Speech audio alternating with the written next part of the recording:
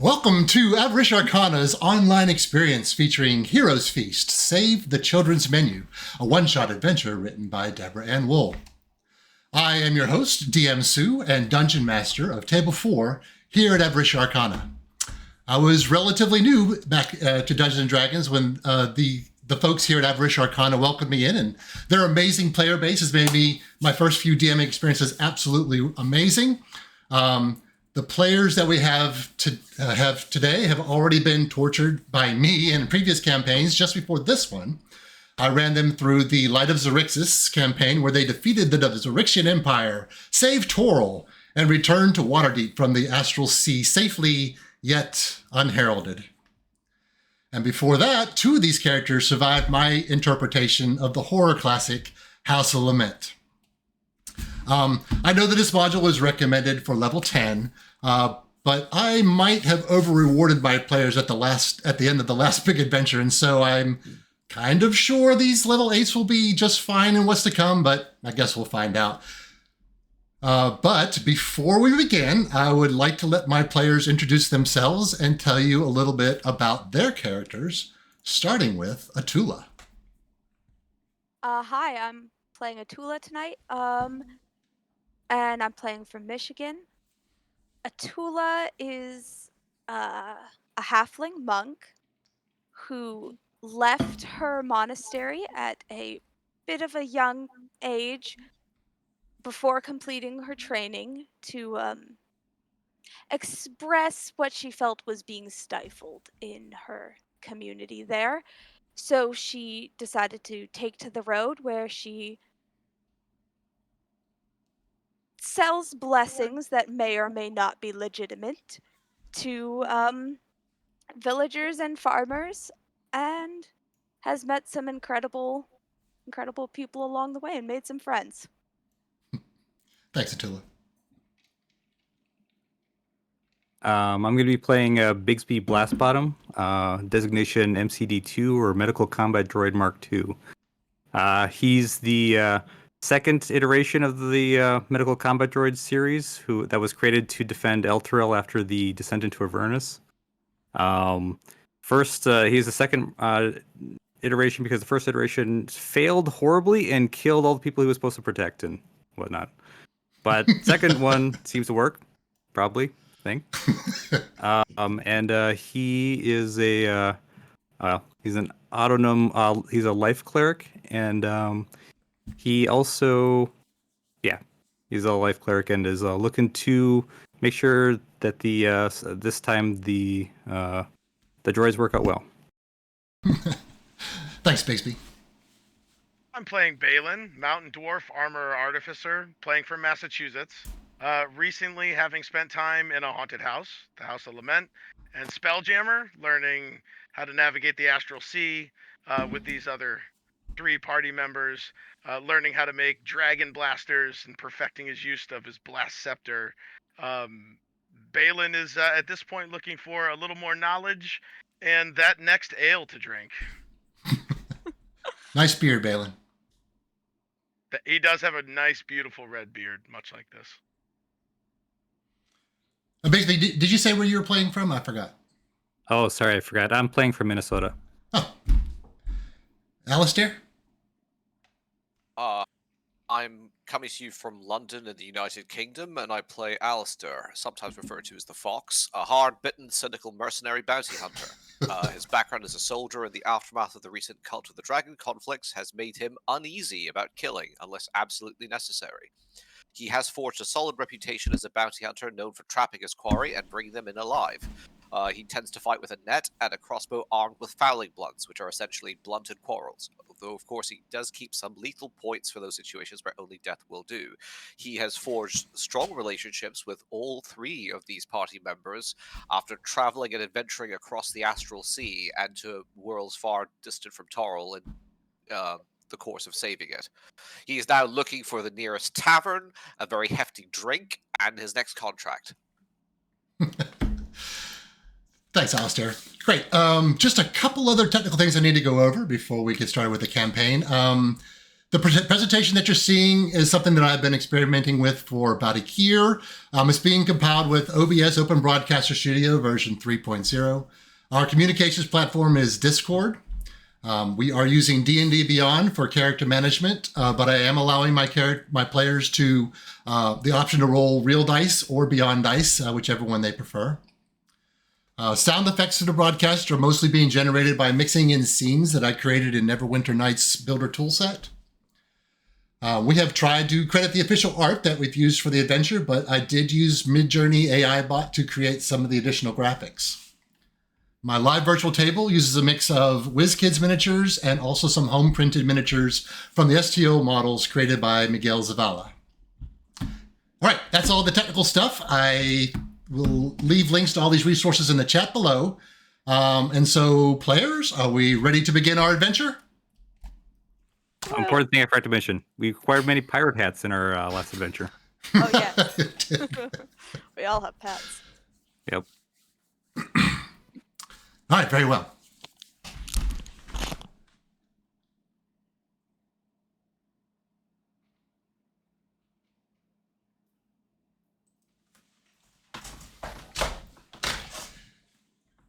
It is pleasant out this evening in the streets of Daggerford.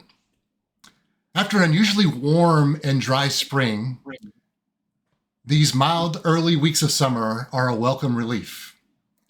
Our adventurers, Atula, Bigsby, Balin, and Alistair, have met up here in this bustling trade town on the banks of the Dellenbeer River. They've come to catch up on old times over a meal at the famous River Shining Tavern. Players, you're out on the street in Daggerford. Standing in front of the River Shining Tavern, a renowned restaurant that's been recommended to you by Atula, known for its exquisite cuisine. Tula, is there something specific they're known for? Are you aware, or is it just all supposed to be good? It's all amazing, but magic food, okay? Like, not just like Bigsby's magic berry things that are sometimes weird. Like actual food that's magic, not just a little tiny little morsel, like a whole lot. Well, I refuse to believe that it's better than your bacon. Thanks. I'm pretty sure my bacon is not nearly as magical as this. So, inside now, I'm gonna start like herding the rest of my friends into the door. Of course. Balin's not hard to push into the door for food.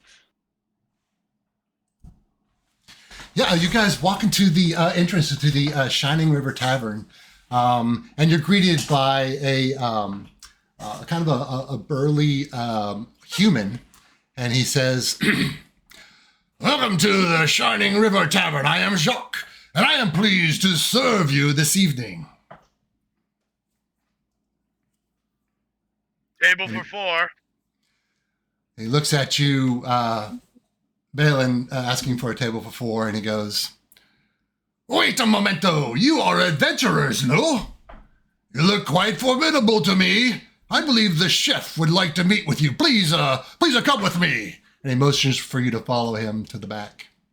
I'd lead over towards the Tula. Alistair leads over towards the Tula. You sure about this, lass? I thought we were coming in here for food, not for work.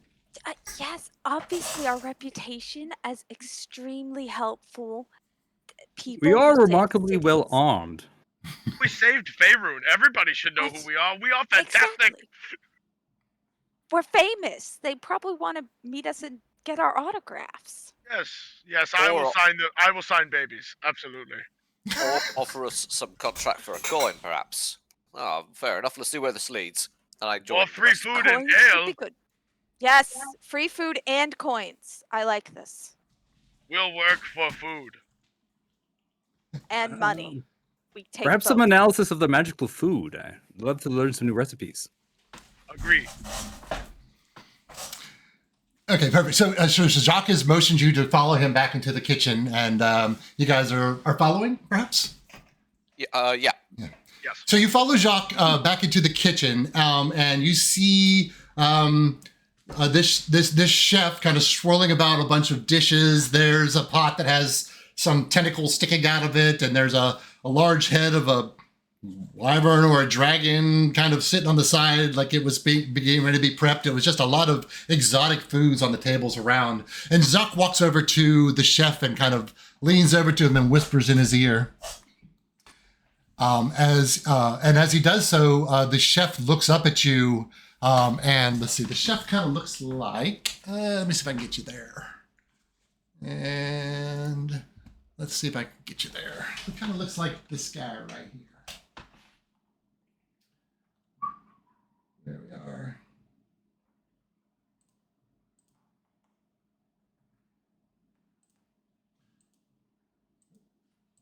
And there we go. How's that? You see Chef Kaga? Yep. Awesome. He kind of looks you over and kind of up and down a little bit, and he says,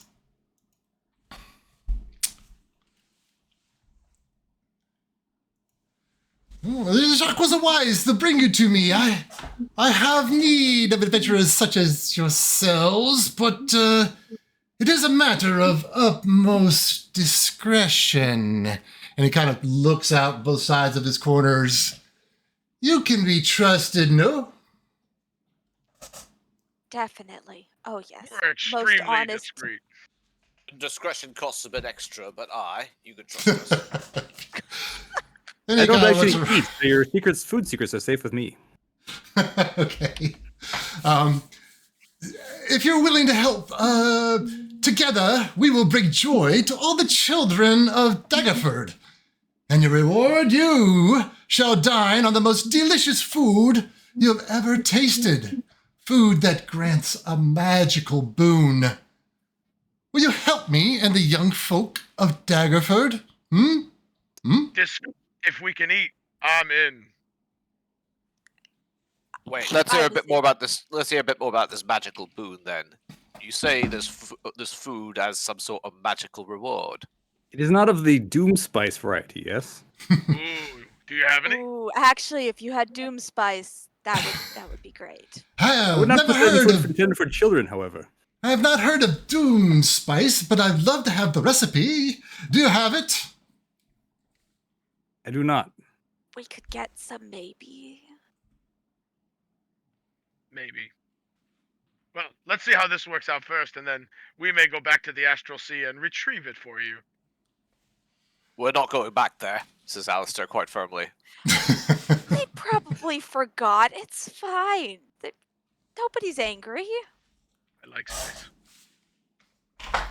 Well, Most of the angry people are dead, to be fair. Yeah, no more Astrolobes. Well, many of the foods here are quite magical in nature, or so I've been told. I would be glad to show you, but I need your promise that you... if I share this with you, you will not... You'll be discreet and... Well, it is quite a secret. Of course. Bixby begins ritually casting Detect Magic. Sure. I wouldn't tell anybody. I definitely want to know, but definitely won't tell anyone at all. Definitely. So, yeah, that doesn't sound too convincing. So, while Chef Kaga seems very desperate for your help, that wasn't terribly convincing. So, let's go with that first deception check there, if that's indeed what that was, Balin.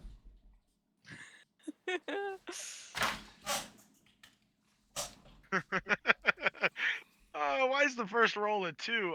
2 plus 1, 3. That's a 3. Bixby telling the truth if he can try persuasion. I mean, I mean, yeah, I'm probably gonna tell somebody. Okay. At least maybe not the details, but at least that I know it. So, what was the result of that deception? A 1 less than 4. Chef Kaga strokes his Manchu there and kind of looks at you, Balin, and then he looks at the Autognome and wonders, Can we trust this one? I can fairly confidently say that Balin will not be telling anyone of any relevance. I can ensure that and make it one of my secondary objectives to make sure that happens. These people trust me with their lives. You can trust me with whatever your secret is. All right, so let's see if we can pass this with a persuasion check from Bigsby. All right, guidance. So let's say 19. Oh, yeah, sure. With a 19, Kaga looks at Bigsby and says, I'm not sure I've ever met a metallic one like you, but you seem quite trustworthy. If you keep an eye on your friend there, I feel like I'm rather desperate. I really do need your help. The truth is that I have a secret supplier. An eccentric druid named Arthur Holrow, who has an extensive garden and dairy farm known as Holrow Homestead. Perhaps you've heard of it. Have we? No, absolutely not. Can't say I've ever heard of this place. Oh, good. I'd like to think it was a well-kept secret. But Arthur's unique produce and dairy products are the highest quality and have magical properties. When these ingredients are cooked into dishes by someone exceptionally well-trained, such as myself, the dishes grant magical boons to those who eat them.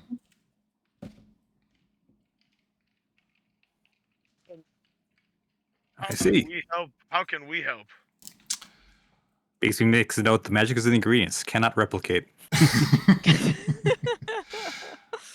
Well, these special ingredients have helped make my creations famous all over the Soul Coast, particularly my stumble noodles. They are the hallmark of our tavern's children's menu. But I have not heard from Arthur for nearly a month, and I'm becoming very worried. Has he been still sending you his supplies, or have they stopped? I've not received any shipments from Arthur in over a month. That is quite a pause. How often does he usually send shipments? Oh, we usually get them at least weekly and sometimes more when I send for them. The stumble noodles are a hallmark of our children's menu, and I have no ingredients to make it. It's a long pause. The body might not be completely decomposed, however. You might be able to retrieve it. We don't know if he's dead, but perhaps you could tell us. Has he been in trouble with the law recently? Or got some enemies or some kind? Well, Arthur? No, he keeps to himself. He's a kind gentleman. I couldn't imagine him making any enemies. I'm very concerned about him. Does he live in a dangerous area? Well, the Halrow homestead is just up the river towards Mount Illifern. It sits up on a hill, visible from the water. I cannot imagine much danger there. He's been there. He's been there for generations. Well, we can certainly investigate and see if he's there or if he left a note. Severed hand, something, What? Maybe he went on a trip and forgot to tell you. We'll check up, and at least maybe there's some ingredients lying around up there we can salvage for you. You have a list of particular ingredients. Yes, anything in particular you're looking for if we do find the location, but not your friend Arthur. Well, I would like to know that Arthur is well. And perhaps we start our regular shipments. That would be wonderful. It would save the children's menu. They are very fond of my stumble noodles. Oh, and if you could find a few ingredients for me, I could prepare a special meal for you upon your return. Can That you sounds put those in a very- list for us? Aye, we need a list. And there's also the matter of our fee. Well, of course. The list is quite simple, you know. You have something to write down. Here, it's very simple. Yes. I need Please. I need 1 can of milk from Halrow's specially fed cows. A wheel of Halrow cheese aged exactly 7 seasons. And a small bag of mustard seeds from Arthur Halrow's garden.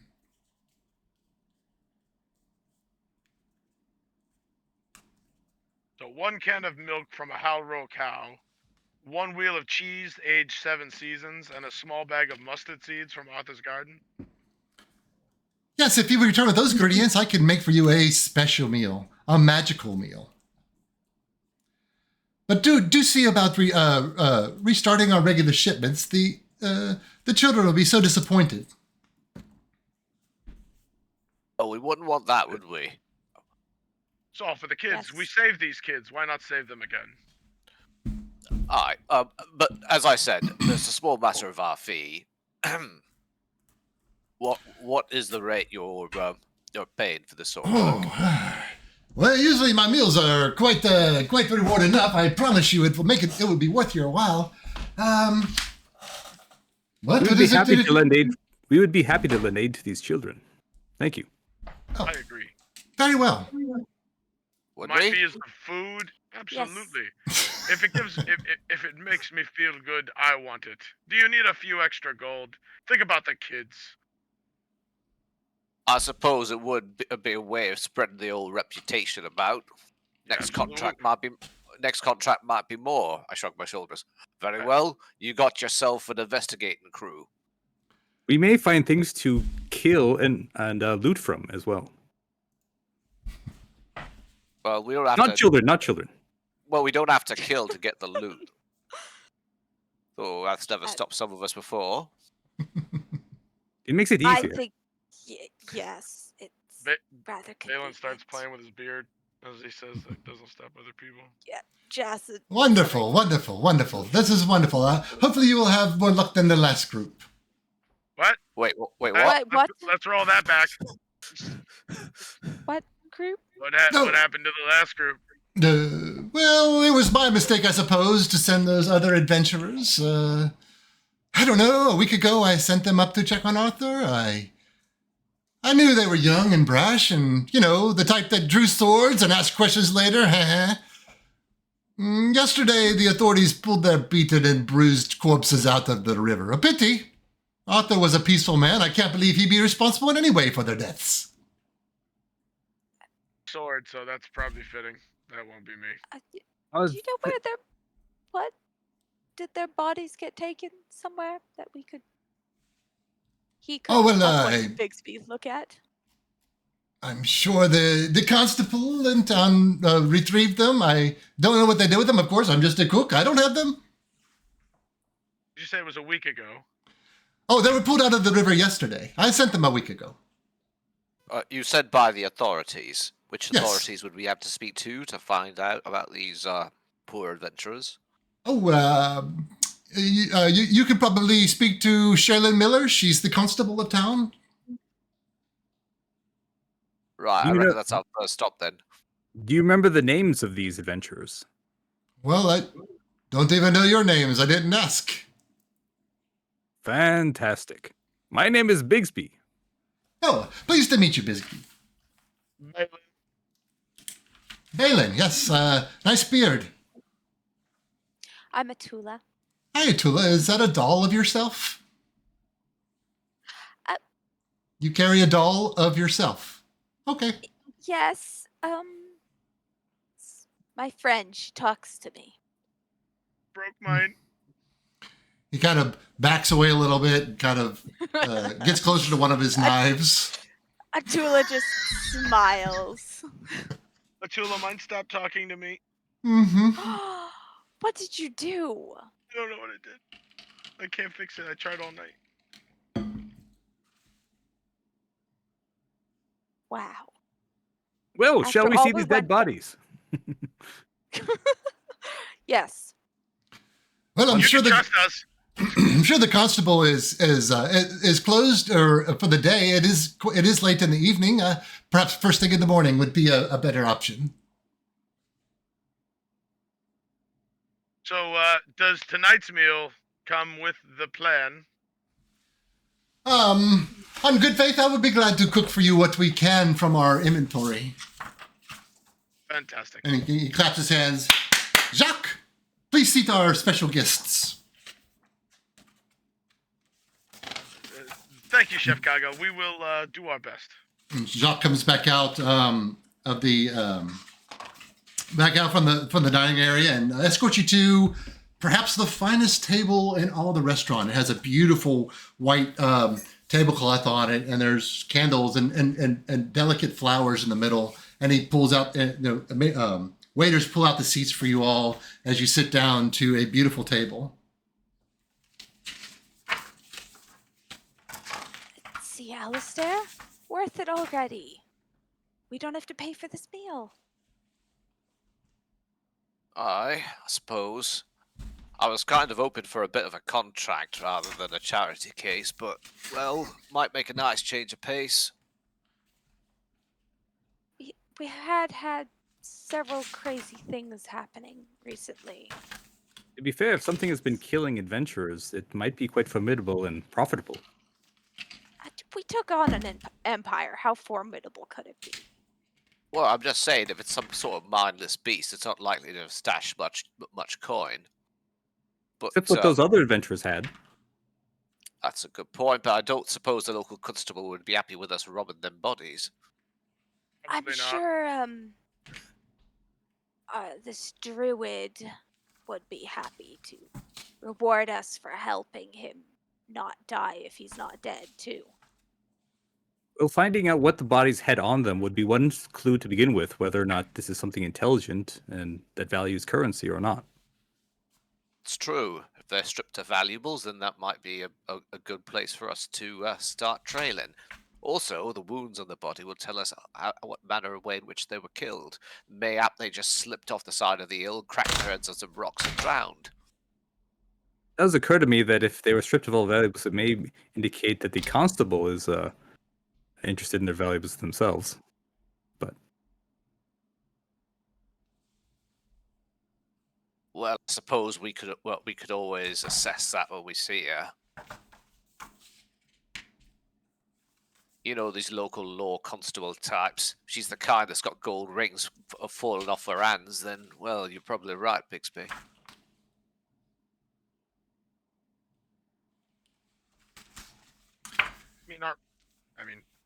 I'm indifferent towards the constable. I just want to know how they died so I know what to prep myself for.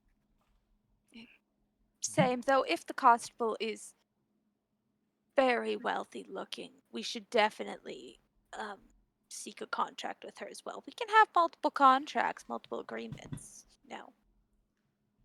What, I'll leave that to- sell the same job twice? I suppose we could, but it is a bit of a small town. Word might get round. When are we coming back here? We can always just go back to the Astral Sea. It's fine. I mean, we're coming back here for a meal, I thought. Yeah, or were we not yeah. planning to come back here for that meal? No, he's gonna cook something for us that's gonna give us a boon. I want it. I want to feel good. Okay, what's the likelihood of them all convening in one spot and saying, "Hey, Listen, we all paid them"? they can't do anything about it. Not really. Like, what are they gonna do? You think the constable could take us? I don't think so. Well, Probably about this old boon thing, is anyone else slightly suspicious about food that you eat that gives you some sort of magic powers? Seems a little dodgy. I mean, I feel not like at all. Yeah. Bing! You're gonna produce another batch of, we'll say, strawberry smoothie goodberries. And literally, this guy pumps out Gotcha. magical food every single day. This is all I've eaten for like 2 years. This will stitch your spleen back together. Right, but I know your stuff works, Bixby. I've had it, and I know it knits my bones back. But I don't know when he says boon. The word boon's a bit vague, don't you think? Yeah, but you didn't know it would stitch your spleen back together when you ate the first one. So Yeah. Someone's got to be the one to try it the first time every time, and I'm I in front of the volunteer. line. Yep, me and Atula got it. Well, I suppose if something happens to you, I can have your stuff. Good luck talking to the doll. I look at that doll. Well, I'd leave the doll probably, in fairness. If you're smart enough for my stuff. A couple of waiters walk up to the table, not Jacques, and they say, we'd like to hear our specials tonight. Yes. Our specials tonight from the chef, we have fresh golden stars, which is a tri-cornered pastry filled with sausage and potatoes, a very hearty meal. We also have... Go ahead. Sorry. Oh, I was gonna ask for the children's menu. That's all. Sorry. Okay. Please continue. We have hot river crab bites, which are fresh from the river. They're sautéed in garlic and topped off with several cheeses. And then we have our specialty, the Thorn Stag, which of course is a roasted deer steak seasoned with the chef's special blend. Our children's menu, he looks at you. One moment, I'll see if I can find one. You don't gonna look have like that. a child. I mean, can we just order like 4 of everything? Like, is that? Yes. 4 of everything. I look over it until look. I'm not trying to cheat him here. I'll pay full price. I'm just curious to see what they serving. We just got told that this meal's on them. I mean, I want the stag. That's the thing that sounds the best to me. I mean, I think everything sounds amazing, but I'll go with that with that old venison steak then as well. Baylor's got a point. Yeah. You know, some days I feel like a stag, so I'll eat some stag. I kind of like the golden star thing. I think that sounds really fun. Does sound the most delicious. And ale. All of the ale. Yes. A lot of it. Pixie says, I'll take another one of those, and points towards, say, Balin.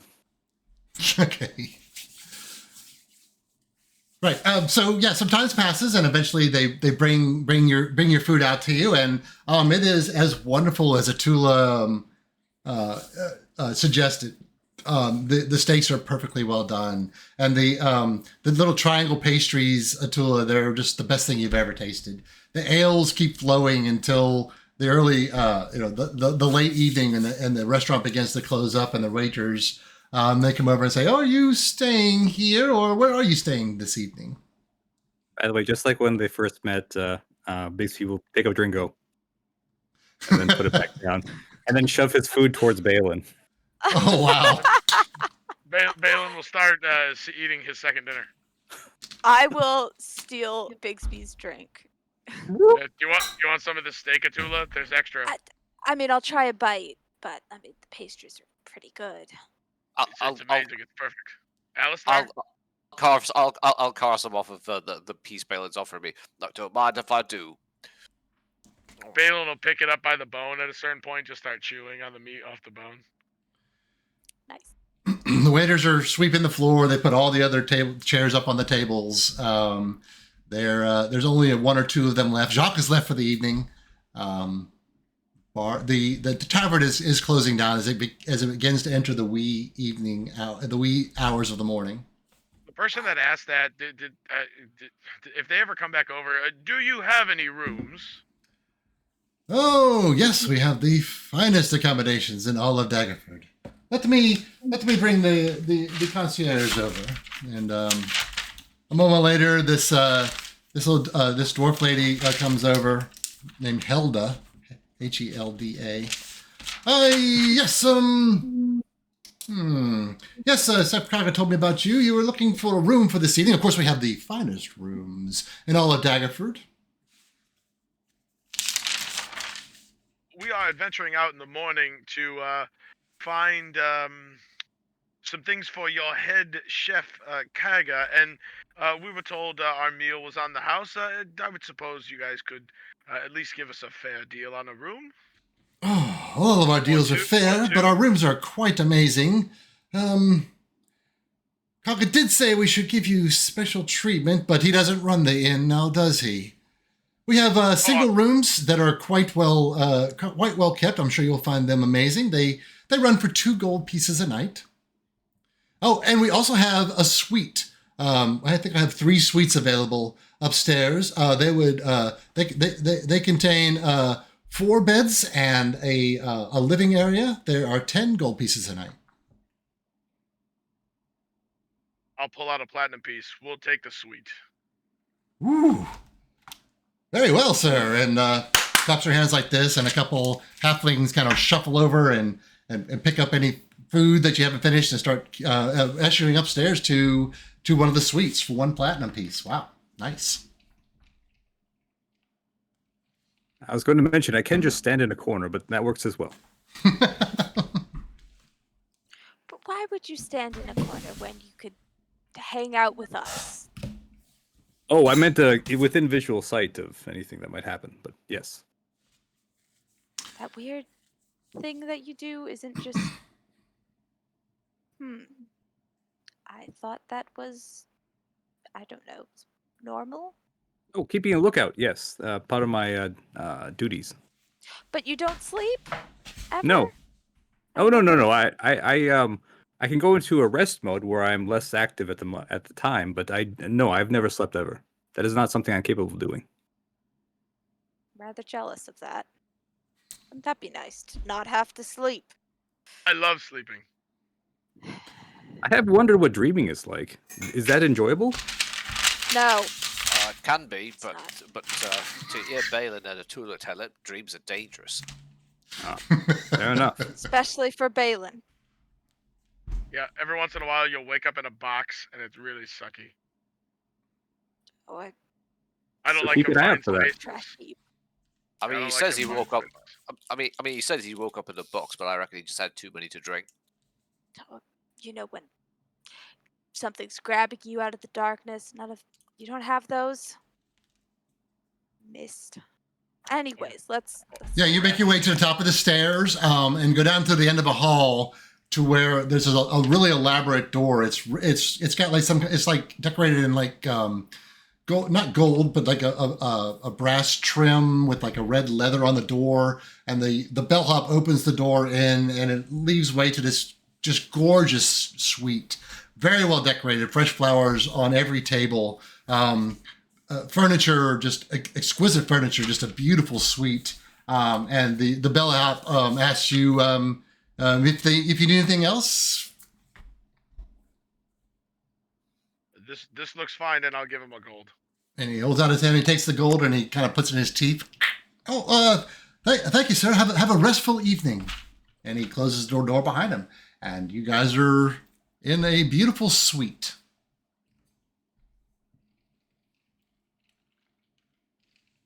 What do we think they're not telling us?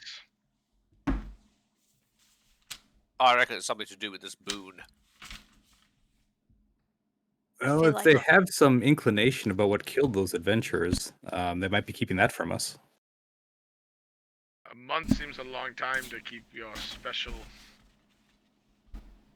supply without you going personally if it's not that far away. So I'm Indeed. sure this is going to be treacherous, but I look forward to it. We've all done well together before. I suspect that area is far more dangerous than he indicated. Well, It was a bit it calm. more back then. dangerous than it can't be more dangerous than a space dragon. Or an entire city trying to kill us. I mean, that was pretty That bad. giant robot was pretty terrifying. The robot was very terrifying.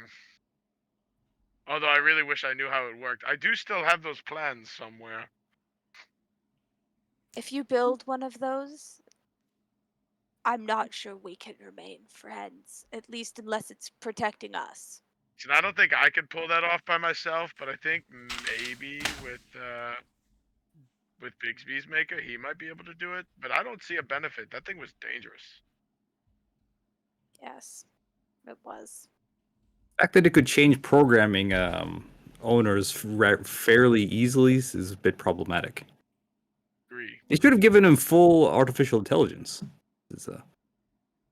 I much much prefer like- it. Much like you, as long as you can hopefully have it favor being good instead of bad. It's all the programming. Don't screw it up and you're fine. You're more than programming, Bigsby. Oh yes, I'm a learning machine as well. I can evolve. Is there anything else you guys would like to do before a long rest and taking it easy for the day? Balin has a meat baby, so he's going to bed. Okay. Atula will do her usual stretching and sort of like meditation thing for a little while, and then yes, she'll also go to bed. Of course. Alistair will trap the window latches with pin traps and put a tripwire across the door in front of the suite, Of course. and then go to sleep. Oh, Atula's tucking the doll in to bed too, by the way. I shudder Bigsby's- when I see her do this. Bigsby's gonna run some analytics and essentially ritually cast divination. Divination. Okay. And based on all knowledge we have, attempt to figure out just from pure pulling data and stuff from the weave. Let's see. Ask a single question. It's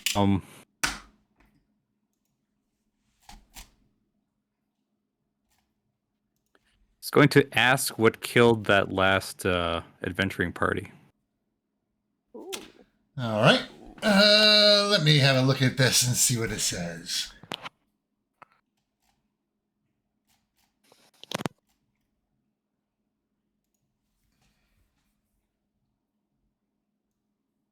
Oh, adding that we will presumably be facing it as well within the next 7 days. Um,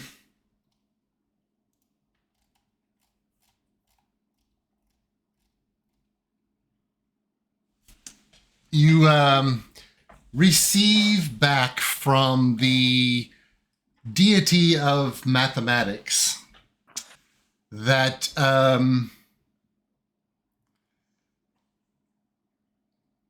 they were killed by their own audacity, and you will too if you're not careful.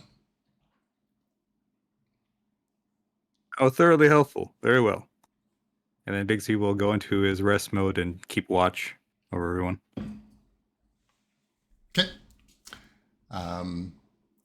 Does just to remind us, Bigsby want to make some good berries before he knocks out? Yeah. He's gonna do a batch. Okay. And you guys take a long rest. Alistair, in the middle of the night, none of your traps go off. You get a very restful sleep, perhaps one of the more restful ones you've had in quite some time. And you guys all wake up refreshed. It's very early in the morning in Daggerford. Coffee and bacon, and let's hit the road. Let's go find that constable. Have Yes, bacon good bacon. berries if anyone wants. I'll take them. I'll grab one. I won't eat it, but I will snag it for the road. It's good to have on you. Yes. Yeah, I'll grab a couple if you have a couple. I will as well if they've got like 2 to spare. 1 or 2 to spare. Sure. And you take a couple. Okay. And DM, we're using proficient healing, so we had so they would heal a board. Yeah, what do your good berries here heal for, Bigsby? They were for, I think the house rule was for when you're like rolling dice for spells, right? Or like when you cast a spell or something like that. So yeah, when you use a spell slot to cast a spell that does healing, you add your proficiency bonus. On my table, that does apply to good berries as well. So your proficiency bonus does count on your good berries. So yeah, then it would be 7 hit points per good berry. Jesus. Okay. Oh, that's right, because you're a life cleric. Indeed. And as I stash the good berries in my travel pouch, I say, "You see, these are boons that actually work." That is an honest statement, Alistair.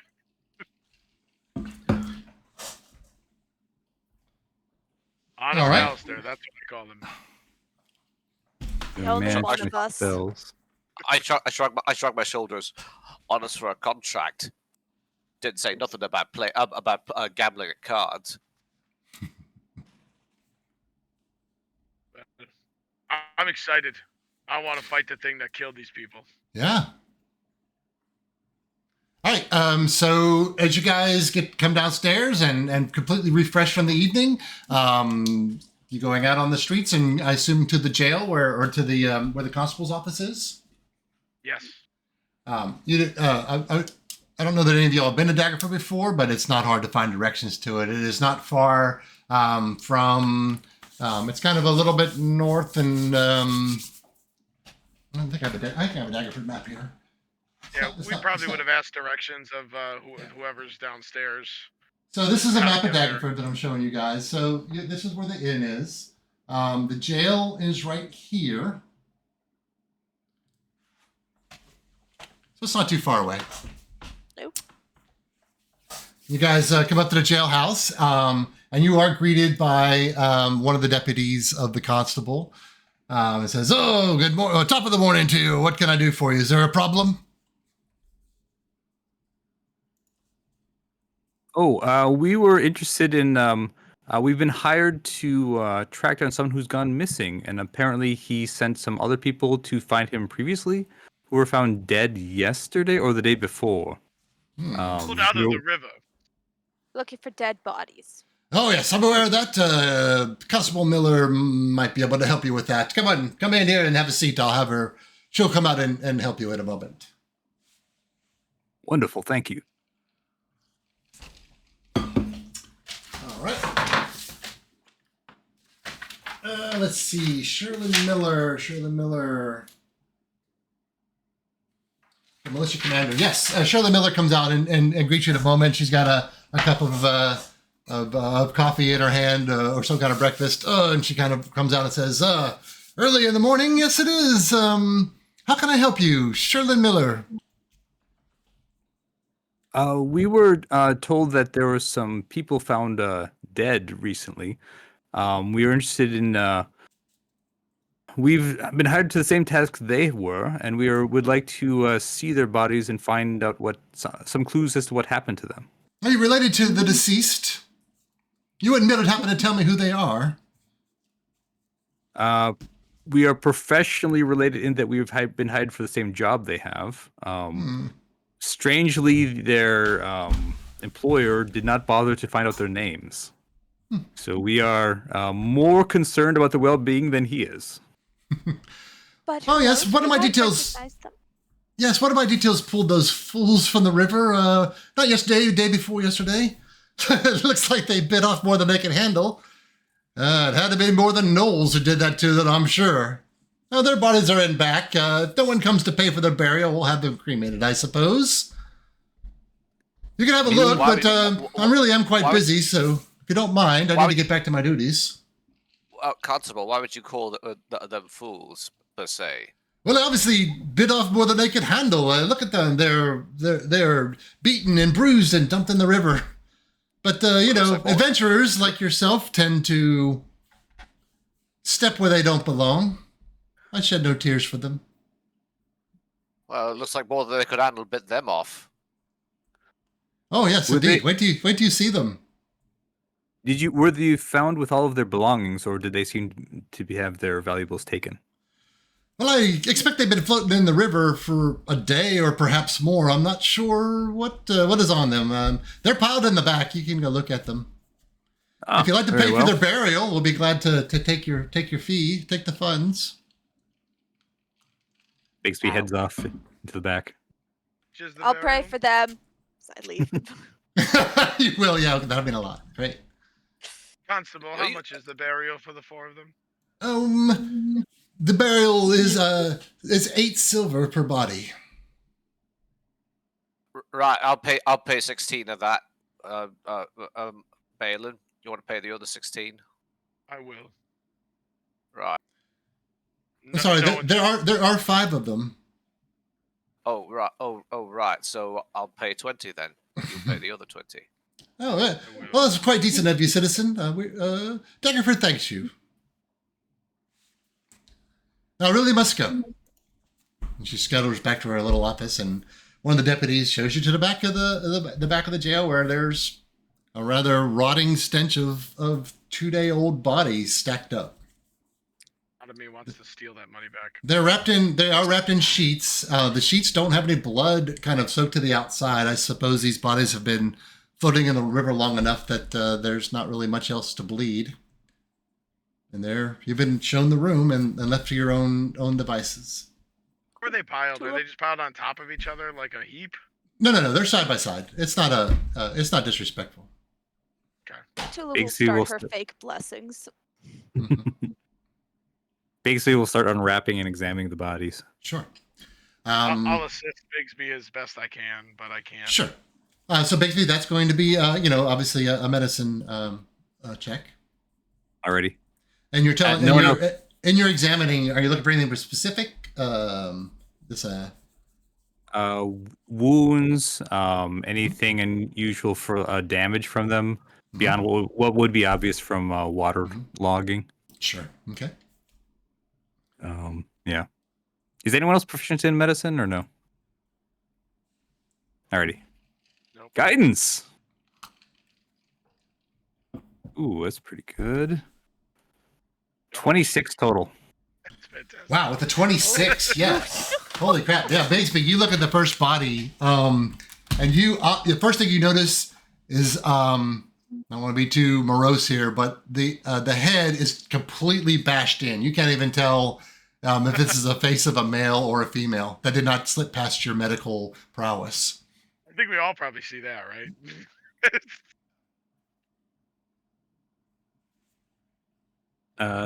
Crushed go ahead. head. You can ask if you want to ask anything more specific about that. You can we'll still work off of your amazing medicine roll. Yeah. Are the wounds on the various bodies consistent with crushed head or pieces of their bodies, or? I understand. As you examine the next body, you are seeing bruises. You're seeing like gashes. You're not seeing cuts. You're seeing like blunt force trauma to ribs, to legs bent backwards. I don't want to get too grotesque here, but these have been mangled by a very strong, very blunt force. You're not finding any cuts. You're not finding any burns. You're not finding anything but just blunt force trauma, bruises, and other. Based on the wounds, is can you tell if it's a large thing that hit them, or like a smallish, like fist size, humanoid fist Sure. size, or any size thing there? I think with your 26 in medicine and also your experience so far, you know that what hit it was larger than a fist, but smaller than like a boulder or something like that. So somewhere in there, you could definitely tell it was larger than a humanoid fist. Could it be like a mall or great club size, or bigger than that? Probably bigger. Okay. Ooh. That was going to be my question, actually. Good questions, though. That was excellent questions. But other than that, Bixby, that's kind of all you get out of these waterlogged, bashed, and bruised corpses in the back. They aren't holding any weapons. If you want to go through their pockets, you may or may not tell me you want to do that or not. Sure. Check them for their stuff and see if they still have their coin and whatnot. You find small amounts of coin on in the pockets of them, but nothing that they were carrying other than in their pockets is on them. All right. Biggsby will also look around to see if there's like a, storage locker or anything that, or like a chest or a basket or something like that has like belongings that are found on them that would be stuffed into, or if they just didn't have them. You mean like an evidence locker or something like that? Yeah. Yeah, sure. That makes sense. Yeah. I don't think back in the morgue that would exist. So I'm going to say there's nothing that you see readily that would be used to hold such belongings. Okay. Well, they still have some coin on them, not a lot, but I mean the rest may have washed away. or been taken by something. They were crushed to death by rather large, blunt instruments of some kind, like maybe a elemental-sized fist or a massive club. Big feet. Did they look like they were stepped on? Oh, do they look like any of them were stepped on?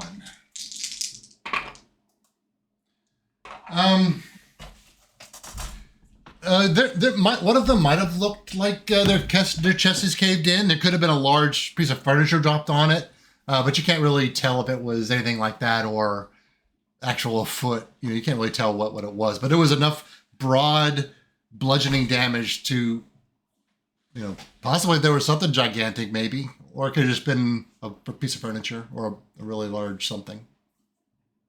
My guess is probably a large creature was crushing these people. Bashing and crushing them.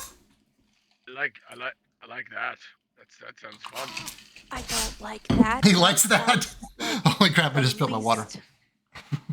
Least fun. That means I'm gonna no. have to jump to hit them in the face. You not hit him. No, it means that you don't have to jump to hit something in the balls. The bigger it is, the harder it falls. Let's do it. We killed those dragons in space. Let's do this too. For that, but I like the way you think. It is fair. It does put other things where I can hit them. So. Yeah. Maybe it's a dragon. There was no burning or anything electrical seeming, or their bodies weren't melted away with acid. No signs of flash freezing, anything like that. So I doubt a dragon. Unless the dragon just really likes no claws either, actually. No biting. No, I'm pretty certain from a wyvern tail or anything like that. No signs of poison from what it looks like either. Just being beaten and crushed to death. So maybe a boxing dragon. Steel dragon. Wouldn't that be fun? I would love to have a boxing dragon. Boxing dragon day. Maybe what about a giant robot? Could be a giant robot. Would definitely be a giant robot. Yes. If it's a giant robot, somebody else has to stand behind it and get crushed by it. Have I traumatized you guys that much that it has to come up every time we have a campaign? Giant robot, man. I mean, that was pretty traumatizing, though. It almost killed me with one hit. Could they have been dropped from elevation, maybe? Maybe they got dropped out of a skyship or something? Their wounds are not that consistent. It's not that like they all hit the ground and are. It's because this one had its head crushed in. This one was crushed more from this side, and it's not. I can definitely notice like spots where they were hit by massive impacts. It's not like it was the whole body just was shattered or anything like that.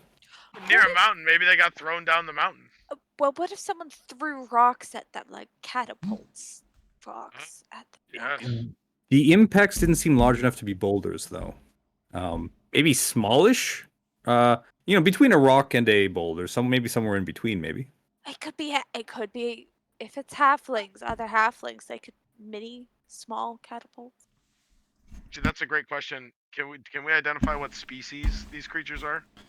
Even though some of them don't have faces. Yeah, they're all human. Well, that's the mistake. They're regular dwarfs, right?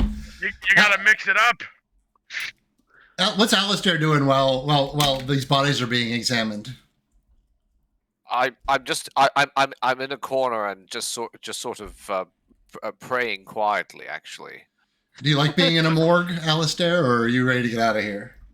No, I'm ready to get out of here. Like Alistair doesn't look like he wants to stay here much longer. He's not good with the idea of death and dead bodies. He's ready to leave. So you'll love this next bit then. Does any of them have an intact head? Oh God. Okay. Yes. Some of them have heads that are intact. Yes. Biggs will walk up to him, take out a thing on his wrist, little electrodes. Jam them into him in a bunch of different spots and hit the electricity. Oh my God. And essentially cast Speak with Dead. Speak with the dead. Yes. Okay. No, no, and Amazing. and as he does this, like this is actually against Alistair's religious beliefs. So Alistair's going to leave the room. Right, I'm not. I'll be outside when you lot are finished with that nonsense. Gets a little Well. queasy. I'll like throw some holy water at holy water. It's like not actually holy water. It's just a little slightly, Snake oil. You're throwing snake oil at me. Okay, let's just say Oh it's my safe. lord. okay. It's slightly scented like flowers, and that's it. Snake oil. Yes. You don't have to put on the show for us, right, Atula? Oh, God. Yeah, no. Like, Practicing. just to be clear, Alistair has a military background. He's not queasy. He's just morally uncomfortable with all of this, so he's just leaving. He's just like, Oh no, I got it. I just thought it was funny to call you queasy. And she left the room. yeah, no, that's fine. Fair enough. I'm just leaving. And yeah. a DM like Alistair is going to be quaffing liberally from his hip flask while he's outside.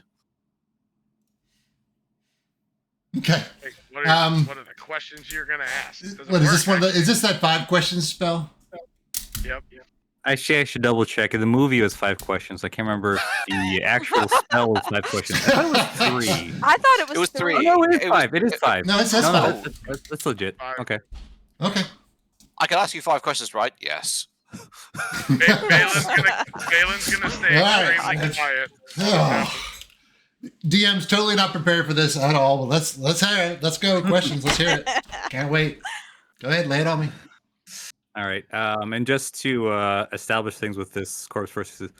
Hello. We are hired. We're hired to do the same task you were, and hopefully we can avenge your deaths, perhaps. What killed you? What?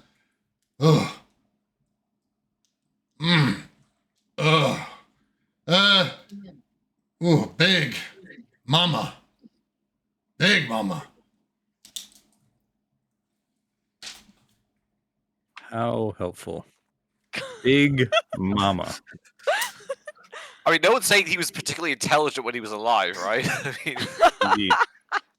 Can you describe in more detail what this Big Mama looked like? Like, approximately how tall? What kind of skin? The big teeth? Rocky? Anything like that? Red hair. Plate mail. This tall. Oh, he holds his hand up. Kind of like this. Taller. 20, 40, 50 feet tall. It's a range.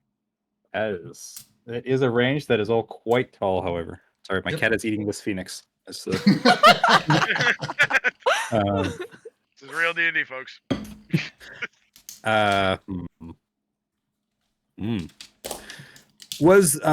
Were you assailed by only one of these big mamas, or were there others around as well? Just the one.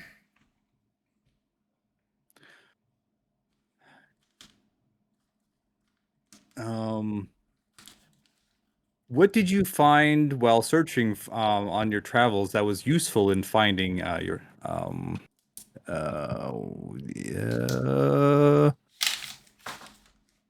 this fellow Shaylin Miller?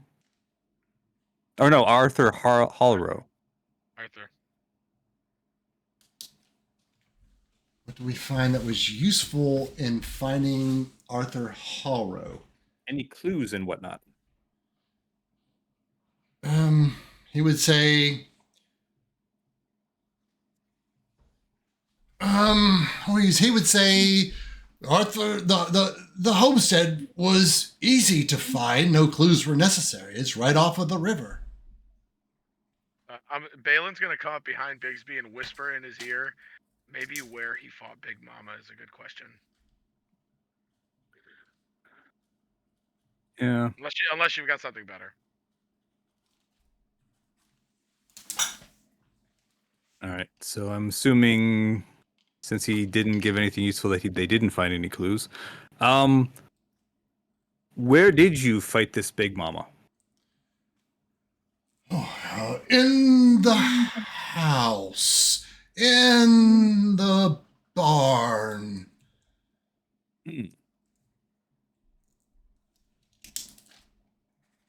Very well. I think that was quite productive. All this time, Bigsby, I don't think I've ever seen you do that. Oh, yes, it hasn't come up. Takes out the gyros, put them back in. Can you do that to other, like, if we're awake, can you do that to, like, us and make us talk? Oh, no. Only if you're dead. And no, I can't.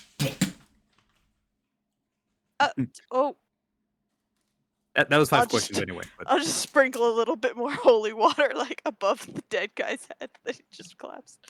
That's not actual holy water. I'm not there. I know that. Never mind, I'm not there. Never mind. Sorry. If Did anyone you- asks, I did the blessings. Hopefully, word gets around that there's a priest. that your blessings are valuable. Yeah, we got it. I want to get paid by the villagers when we come back from this. I like the idea of scamming them that there's a priest here when like there's also a cleric here as well. So, Not super religious.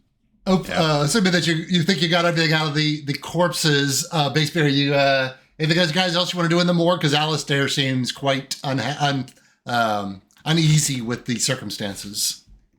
I think we're good. Yeah, I say we hit the road. Let's go find this farm. Hey, if I have an inclination of what this might be, should I make a roll to see if Bigsby would put things together?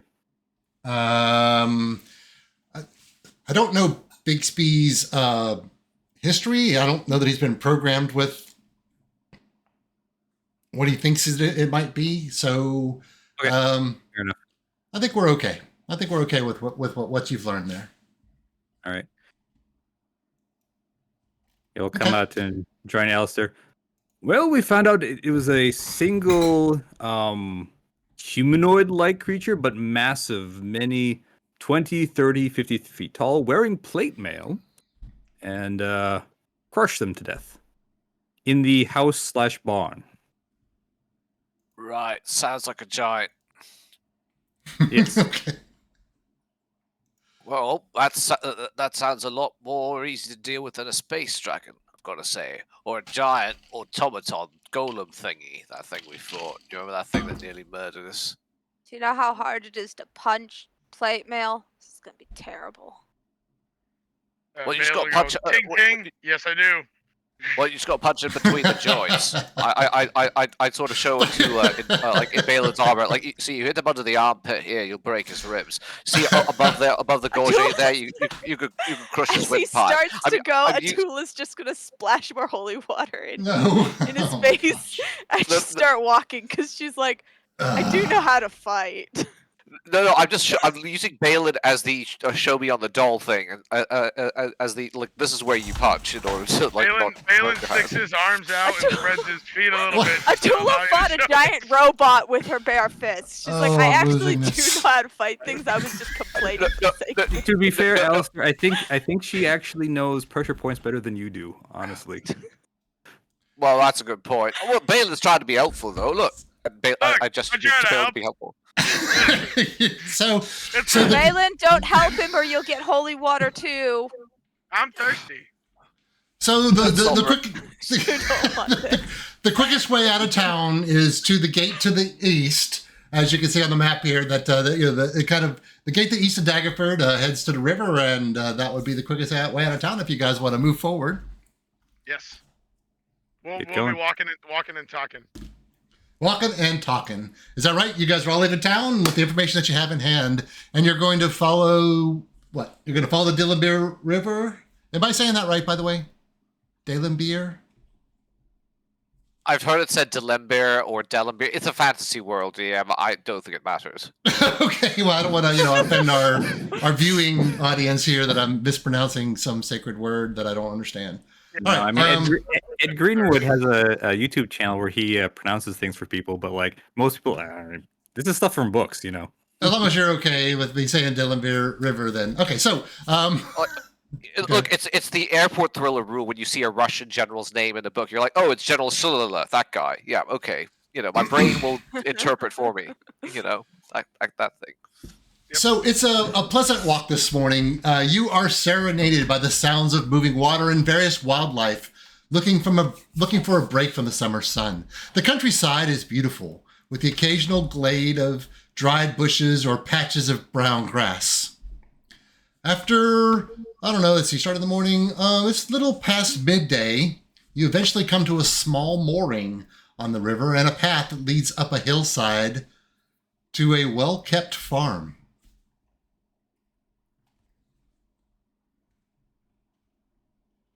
Based on the directions we were given, is this about the right time to be coming to the right place, or? So I think you were given a half a day by barge kind of direction when it was coming down the river, and it's been a little bit more than a half a day. So it's probably in that range, yeah. And it's very visible from the river, which is another clue that Kaga had given you as far as locating the farm. I'd be looking for anything out of place, like a broken gate, a giant footprint like Bigfoot walked through, or T-Rex, So- from Jurassic Park. So you're down near the river. Okay, so the river is running through the land, right? And you're seeing a mooring on the river, right? Which would obviously to dock whatever a barge would be. It's not, the barge isn't there, but that's kind of where it is. But that drew your attention to the small path that headed up this beautiful hill that got more and more green and lush as the path grew further up the hill. And then at the top of the hill, you see some sort of property that's been well kept, and that's all you can see from here, Balin. Okay, so there's nothing on the trail that calls out anything abnormal then? If you would like to give me we'll go with survival on that. No, we'll go with investigation to see if you see anything, and then if you do, we can determine what it is with survival. Go ahead. Investigation. Guidance. 16. With the 16, the path is dry. Some of the grass on the other side of the path has started to brown. The further the path went up, it begins to green. But heading up the path, you see some small footprints. Okay. Like humanoid size? Probably. Do we see smoke coming out from anywhere? Looking up on the hill. Looking up on the hill from this distance, specifically looking for smoke. Go ahead. I think that we'll make that a perception, Bigsby. All right. Guidance. And it's going to be 25. Mm-hmm. Now with the 25, you don't see any smoke, believe it or not. You do smell it. That's weird. Not concerning at all. I smell smoke, but don't see any. Are your sensors malfunctioning or something? Blue screen. Log back on. Nope, still the same. Update. Let's proceed cautiously, maybe? Great. With my experience as we're approaching the farm, on farms to various degrees of running around and blessing them, do I see anything like abnormal about like the layout of this one or?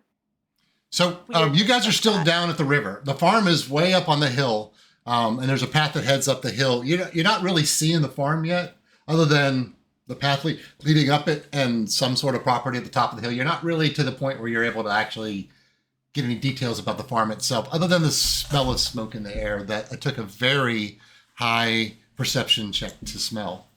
Is there anybody at the mooring? There's no barge waiting No. there or anything like that? Okay. There's nothing there. My vote, crew, is that we let's head up the path. Let's see what the farm brings us. We know the barn is what we're cautious of, but keep your eyes on a swivel the whole way. Sure. Do we want to be overly optimistic and pretend by trying to stealth, or do we just walk up? I think we should try and hide. Personally. I'm not great at that, if I'm being honest, guys. Nor am I, but we can try. I'll try and sneak up if the rest don't. I think he meant our heads on a swivel, by the way. Eyes on a swivel sounds like that pirate we woke up in that ship. If you're wearing full plate, it's kind of hard to move your head that far, so it's more eyes on a swivel for me. He's got Well, a point. I can do a head on a swivel. I did before. Yeah, they go all the way around. Please don't do that again. Nope. Big thing, nope. 'Cause I know what he's gonna do. I'm just like, nope, don't do that, please.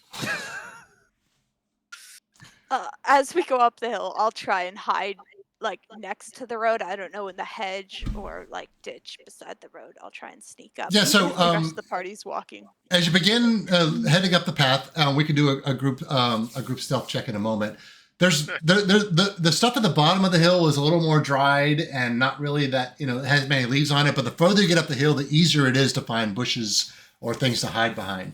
So go ahead and give me 2 group stealth checks. Okay. Guidance for what it's worth. Oops, that's not the right. You can only guidance one of us. Who are you? Who are you gonna guidance? Oh, I assumed himself because he's going to be within. Yep. He needs to be within touching distance. Sure. That's an 8 for me for the first one. Oh, we're gonna do so bad. Oh my god. That's 19 for my first. Okay. And a That's 7 for the second one. Okay. I got a 3 for the first one. Tula's first. Nice. Oh, That's gosh. with guidance. Oh my god. What the heck? Wow. It's a 2 plus 1. We're not. I mean, Well, I mean, two of he us is are a- rolling. Two of he's us a are big rolling golden at robot. disadvantage. He's a big- Rolling at Plus, we're at disadvantage. disadvantage. Yeah, I got 9 for the second. Yeah, we both have plate mail, so you know. Yeah. And I Okay. A single thing that wasn't a single digit number before my +2. What was your second roll, Alistair? Sorry. Oh, sorry. My second one is 23. Wow. Okay. And Tula, what were your 2? So my first one was 16, and my second one was 13. Okay, great. All right.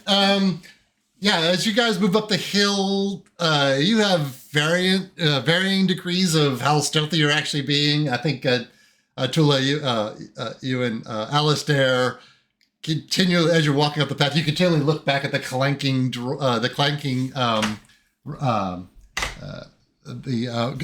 droid and the clanking the clanking dwarf artificer, kind of like shh, like that kind of stuff. And you guys begin moving up the Accidentally hit the hill. volume too high.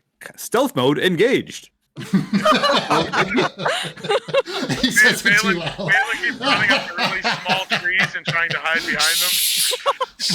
Like really skinny sapling willows, right? Like really skinny sapling willows and the big chunky dwarf behind each tree. Just from one to the next, like Elmer Fudd. Okay. All right. And you guys get to the top of the hill, up at the top. Not sure how stealthy you actually were. The farm you see the farm is surrounded by a fence that keeps in roaming farm animals. A single enormous tree rises from the hill, creating shade over the house. The field and orchards around the house are exceptionally lush. A path leads up the hill to a sturdy and artistically crafted wooden gate that says Halrow Homestead, painted on a sign. It looks like a 2-story structure, kind of in the middle of the fields. And again, you guys get up to the gate that says Halrow Homestead. Do we see and or hear sounds of animals? Yes, you do.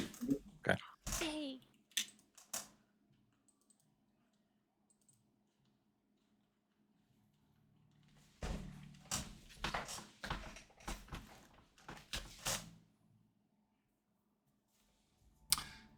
So here you are standing outside the gate of this farm. Beyond the gate you're seeing animals roam around inside the gate. You hear them. They're Atula answering a question earlier. They are milling about as farm animals would. Would you expect them to? Cool. I'll turn the party. This is a normal farm. Very helpful. Does that gate seem like we can open it very easily? Oh yeah, absolutely. It's not locked in any way. Well, let's make sure we close it behind us. Sure.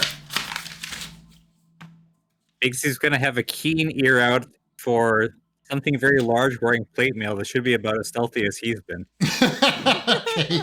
You have a very, very specific mental image of what you're looking for. Yes. Okay. 100%. Sure. You push open the gate. The gate seems very well maintained. It's painted and it doesn't even squeak at all. And as you push open the gate, you find yourself inside the grounds of the farm with this large homestead in front of you. And I will bring up the next thing for you guys to see. Hopefully you guys can see Yay. this. Oh no, the cotton balls are back. Oh gosh.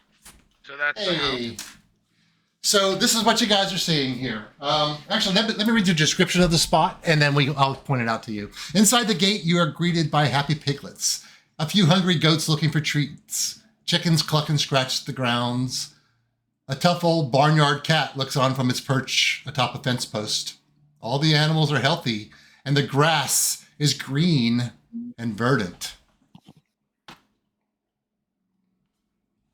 The carriageway leads up from the south to the house's front entrance, where you guys are standing here. A glass greenhouse is built into the east side of the house, and a large barn is attached to the north side. Soft mooing can be heard coming from the barn. Rows of beans, garlic, shallots, cabbages, onions, and other vegetables line the hills on all sides, along with apple, cherry, pear, and quince trees. All other flourishing plants bear a plethora of fruits, nuts, and berries. The homestead's large farmhouse has 2 stories and is well maintained, but all the windows are boarded up.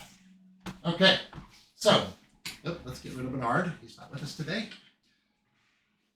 All right, this is Alistair, Bigsby, Balin, Atula. This is the homestead that you're seeing right here that you can't see inside because all the windows are boarded up. On both sides of the house and around all the hills, just lush foliage and crops and all the things you would see on a farm. And then there's several animals, happy animals, milling around. Even this goose who has seemed to have fallen over. Okay. Should we knock?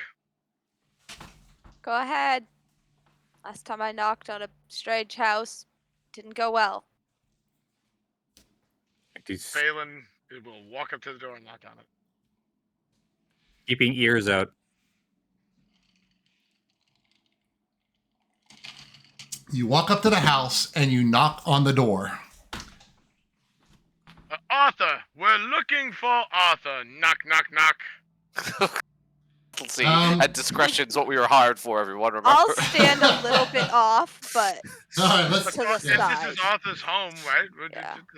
Don't need to be discreet about that. All right. So, who are you up here by yourself, Balin? I guess I kind of need to know where everybody's located now. I've got Bigsby, Atula, Alistair. Does that look about right to you guys? Yeah, that's good. Yep, looks splendid. Okay. Knock, knock, knock. Bang, bang, bang. Arthur, what is it you exactly say?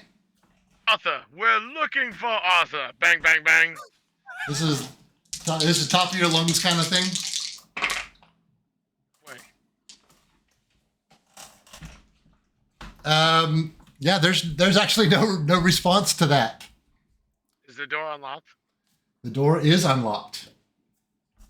Open the door and push it out. It doesn't pull or push. This one would pull. I'll pull it open. Okay. With my shield in my left hand. You pull the door open, Balin, and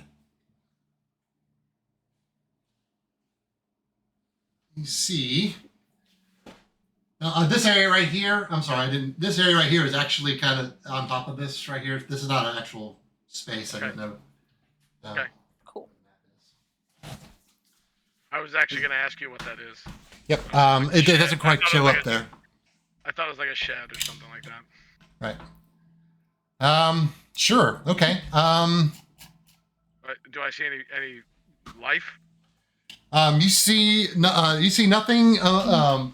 There, you see no life in there. You see. I'll tell you. I'll read your description, and then I'll. Well, from where you are, right there, you probably see it. So the front door is open to a large living area. Most of the interior. Okay, so you are a artificer. You're proficient in carpentry. I am proficient in carpenters, masons, smiths, thieves, tinkers, and woodcarvers tools. Holy crap! Yeah. Don't even make a roll for me. You can tell that most of the interior of this house has been demolished to make one open room that's 20 feet high. As you peer through the doors, Bigsby, you can even see a seam along the walls where a second level used to connect. And the interior walls are mostly demolished. You can even see where in the floor there might have been a wall at one point, but that has been taken out, and the entire house has been opened up to leave this huge open space. I think that's all you can see from here. I turn back to the group. This house has been modified. It used to be 2 floors on the inside, and now it is only 1. Structurally, I don't think it's probably sound. Usually, that second level is load bearing, but this is problematic at best. I don't know if it's safe to go inside, but I want to do it. Is the door that he just opened up, is that still like normal humanoid size? It is. Looking around, did we notice any other massive door on this building? Not on this side of the building now. Maybe just gonna just peek around the corner to the just peek around the left side of the house real quick. Sure. I'm going to cover Bigsby, and I'm going to try and investigate that side of the house, DM. If that's all right. Sure, absolutely. Like Bigsby doesn't want to step too far, and definitely wants to keep Balin in line of sight, but is just kind of seeing if there's like a large door awesome. that's been created there or anything like that. Yeah, you move around that side of the house, Bigsby. And I will take from you a perception check. All right. Guidance. Wait. I'm sorry. At advantage. I think I know it's at advantage. Ooh, natural 20. Okay, nice. Whoa! Turning into 32. Okay. Yeah, as you sneak around the side of the house, you see a couple things. The first thing you notice is that right in front of you is a planter that has some 3-foot tall plants that, with your herbalism background, you instantly recognize are mustard plants. Ah. Well, I'm going to creep over to the mustard plant and start shelling the mustard flowers. Sure. Go ahead and give me a nature check on that, Alistair. Okay, nature. Oh, this isn't going to be good, is it? Oh, not so bad. 13. 13.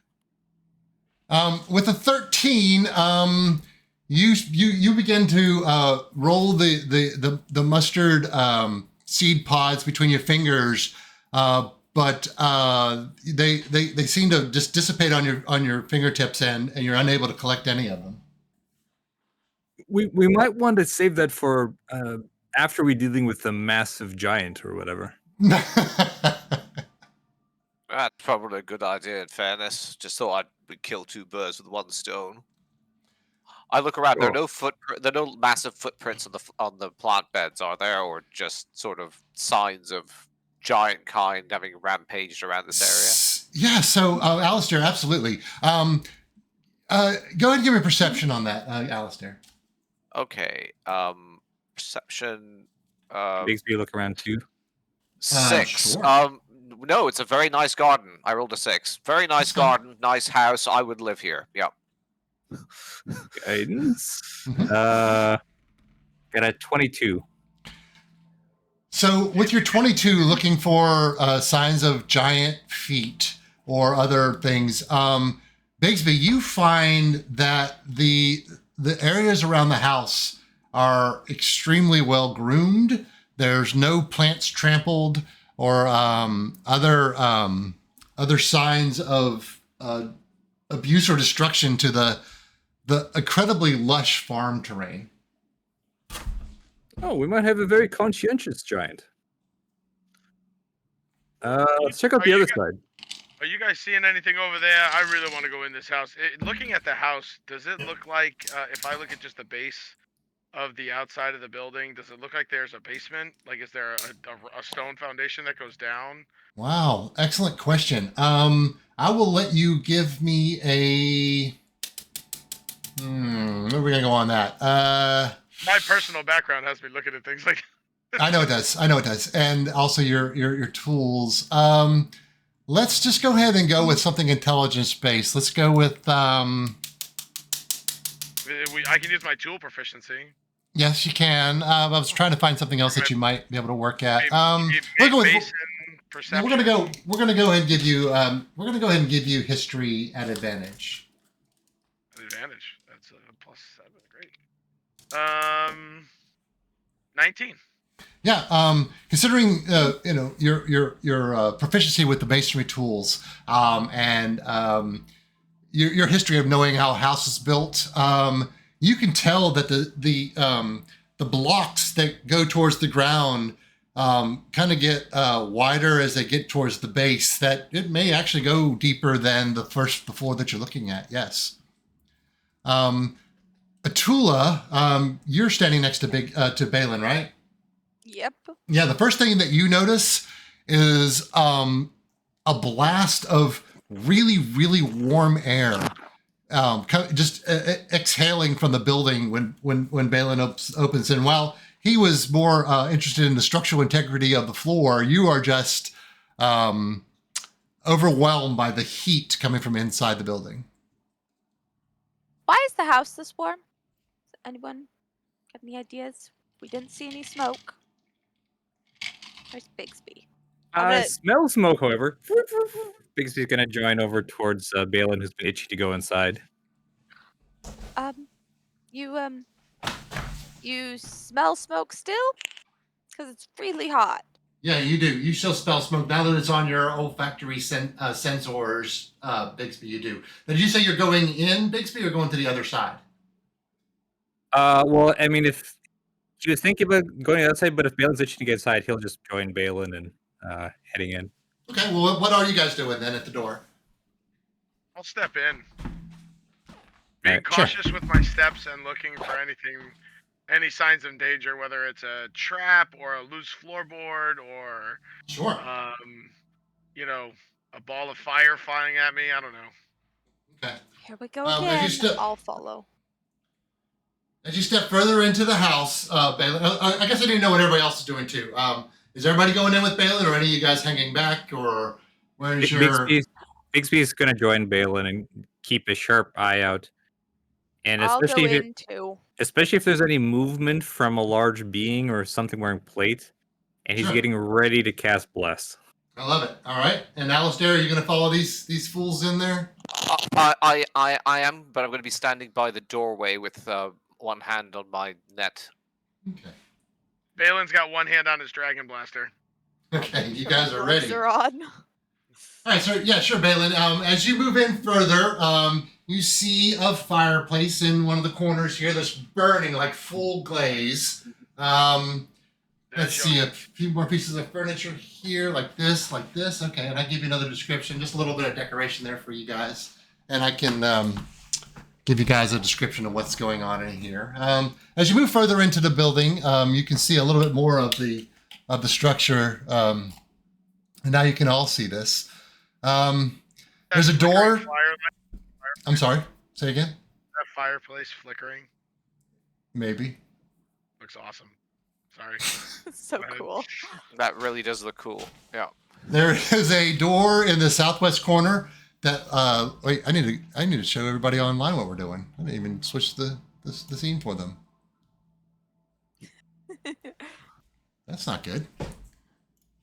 Hang on, let me help these guys out. Still learning a little bit, right? Yep, hang on, give me a second. I didn't realize that our online friends weren't seeing all that stuff. There's some great would role be- play. It would be terrible for our online friends not to see what the DM's done for us, though. Seriously, it's a beautiful map. Superb. Okay. Well, That's not a map. That's a diorama. That's not a map. A map's those photocopy things we used to have back in the day. This is a diorama. Okay. Beautiful. Even if All right, it does yep. have the cotton balls of doom. Oh man, I wish I would have remembered to change that scene. Okay, so now the people online can now see what you guys are seeing. Although y'all's reactions were perfect. Anyhow, okay, good. We're there. Okay, so back to what you're seeing. There's a door in the southwest corner that leads to another room, and above that is a loft with an improvised railing made of wood and wire that reaches partway to the ceiling. The main hall's west wall is lined with shelves. In the northwest corner, a blazing hearth emanates bright light and abundant heat. A pot of water boils on the hearth, and a large rubber cap for bottle-feeding calves bobbles in the water. A dining table sits near the hearth. A large sliding door leads off to the north, and an open glass door leads east into the greenhouse. So, there's a door here to the southwest that leads into a room that you can't see into. On top of that is this loft right here that has your cotton balls on it. That's kind of above that. There is a glass door right here that looks like it leads into a greenhouse, a dining table, a fireplace that is fully ablaze. And then there's some double doors here to the north that lead into another room beyond. So the double doors looks big enough. Do the other doors look big enough for a giant to fit through? You're gonna have to rephrase that in a way that Bigsby would know how to ask it. Well, I mean, a giant, like a 20-foot tall person could fit through. So, I feel like that'd be fairly easy to. Well, would it? Maybe it would. Okay, so 20-foot tall person.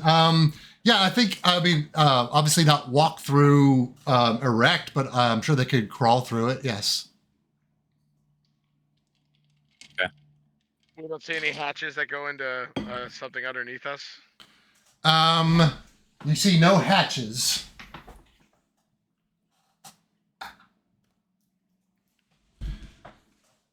And as you guys move into the room, let's go with another group stealth check. What do you think? Let's do it. We're so good at these. Nope. I rolled literally a natural 20 and a 1. Come on. We're going to take the 1 because that's a disadvantage. Yeah, it's a 1, so that's 3. Mm-hmm. 6. 22. 13 for me. I think Okay. Balin, as he tries to be stealthy, goes, "Man, it's hot in here. You guys see anything? I'm boiling in this armor." All right. And as you say that, Balin,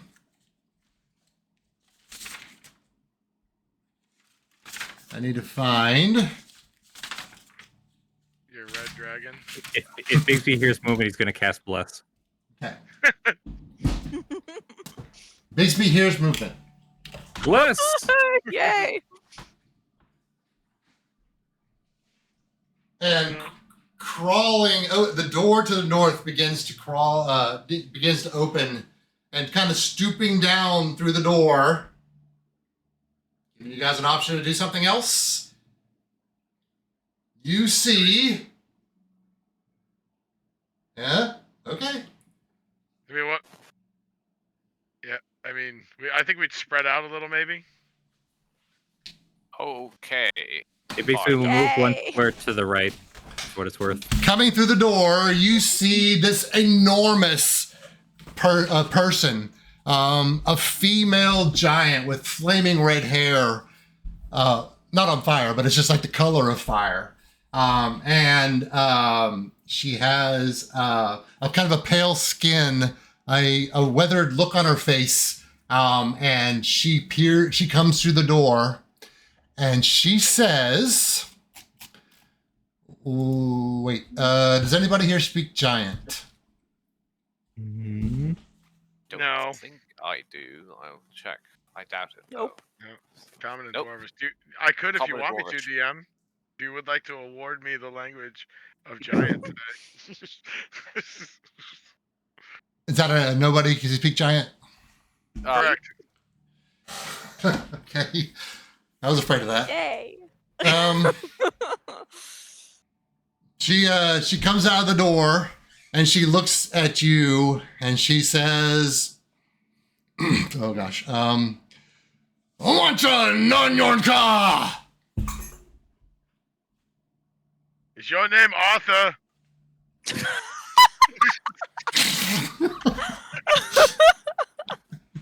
Are you gonna do the just speaking louder? We're looking for Arthur Hallrow. Are you Arthur? This is Me, the British. Balin, you this Arthur. This is the British tourist abroad solution. Speak slower and louder and hope the foreigner understands you. Like, Yes, it is. So you motion and you say, "Are you Arthur?" The giant looks at you, and she relaxes her shoulders a little bit, actually. And Beautiful garden. She says, God, nobody speaks giant. Okay. She goes, "Flumpy Tal Arthur Hallrow." All right. Arthur! Thumbs up, Arthur! Yes!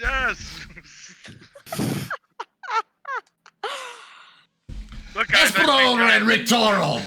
She gets angry again. Espero Red Rictoro. And she shakes her head. She shakes her hand with this big club in it. All right. Bigsby's gonna pull up his thing and load up some programs for universal languages and essentially cast tongues. You have tongues prepared? I do. Okay. Yeah. And what does that do for you? I can speak and understand all languages. Oh, well, that will help a lot. Thank you. Oh my gosh. Because I am not here ready to speak giant all night. I don't speak giant either. I thought your Hello. interpretation was We're looking for Arthur Hallrow. Okay. Yeah. She says,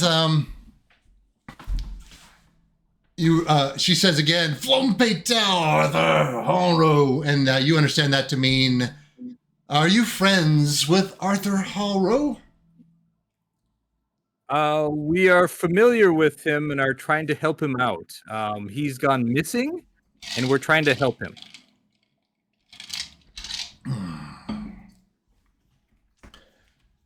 We were hired by a business partner of his.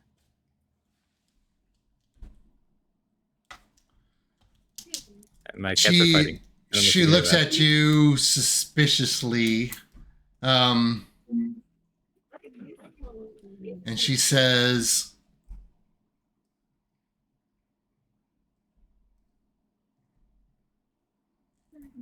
"Arthur was murdered by a group of adventurers just like you, not a week ago." And she makes a motion across her neck and spits on the ground. Murdered? It's a That was very surprising. I believe a group of adventurers were supposed to be hired to find him and help him because he had gone missing. Can I do an insight check? See if she's telling the truth? You would like to insight check to see what she told you was true. Yes, you absolutely can. All right. 17. With the 17, Can't remember his tongue's concentration. Oh, it's not. Yeah. tongues is not concentration, you say? No, I don't think it is. Yeah, correct. It is not. Okay. You can tell that behind her words, when she told you that Arthur was murdered, you sensed a combination of anger and sadness that leads you to believe that she's not lying to you. Oh, that's terrible. If they killed him, that's horrible. Why would they do that?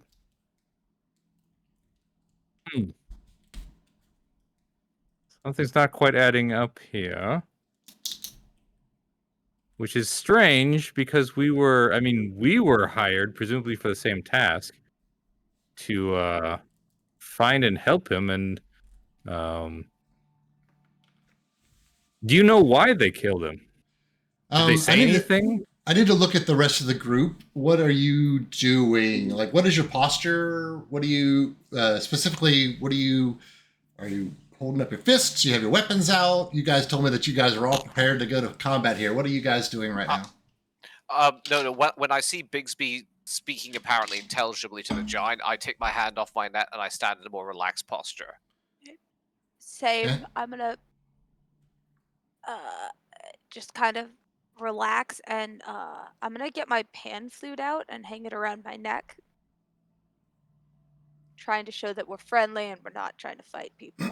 Oh, also, for what it's worth, every creature that knows a language understands what Bigsby is saying. So everyone understands Bigsby's end of it. Gotcha. Okay. Yeah. So Balin would be just kind of listening intently. Sure. Hand off his firearm. Okay. Just trusting Bigsby to ask good questions, and what she's doing. Sure. Do you understand her, Bigsby? I do. I put in proper program. Yeah, your maker. He's just such an amazing.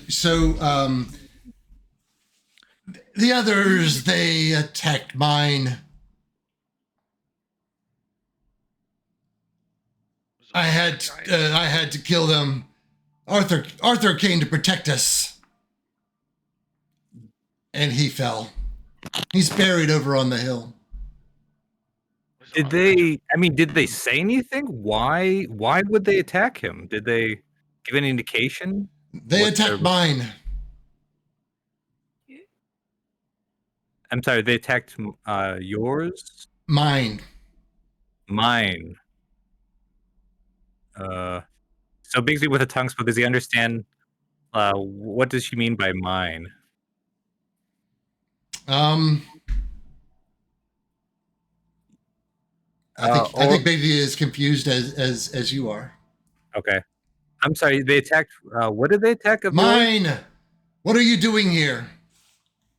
We're here to help Arthur. We were specifically hired by Chef Kaga. Oh, sorry, what was that? Chef Kaga. Chef Kaga to find and help Arthur Hallrow. They had a business relationship of Arthur Hallrow supplied ingredients for the chef's food for feeding children and such. So, and for his restaurant, and so he's trying to reestablish that and make sure Arthur's all right. She looks at you confused, like nothing that you just said made any sense to her, and she says, and she motions to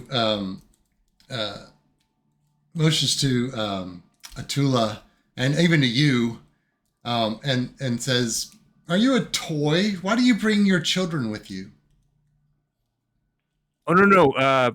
She is a halfling. She is a full adult, not a child.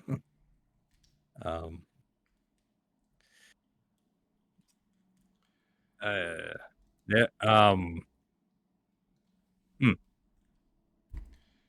I am not terribly larger than her. But I made of metal. She kind of relaxes her posture just a little bit more. Bigsby, you're able to perceive that. And she taps on her head like this and says, "May I have your hat?"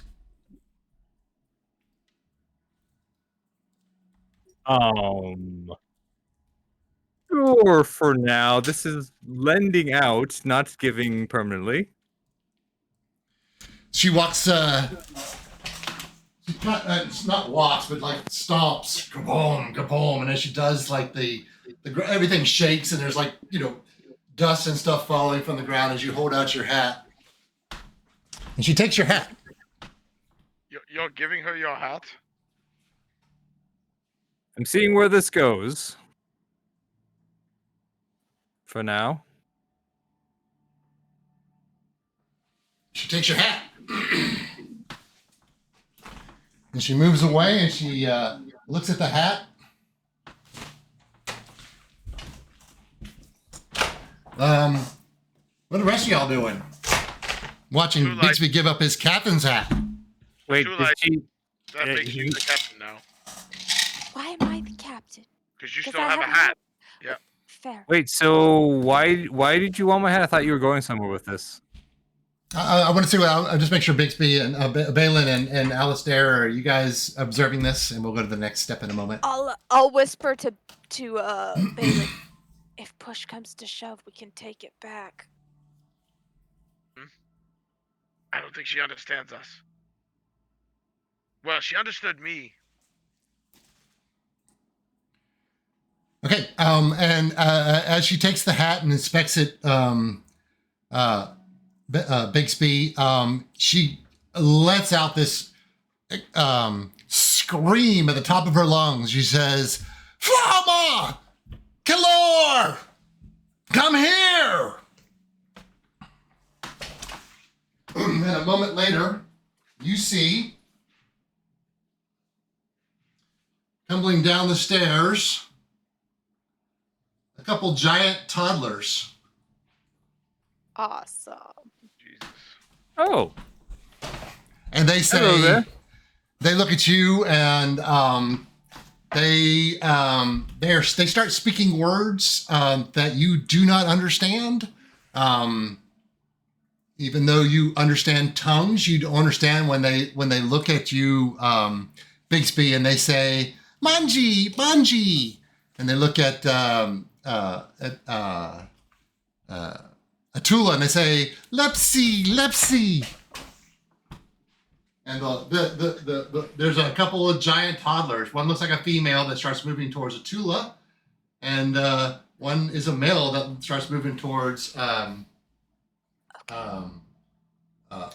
Bixby.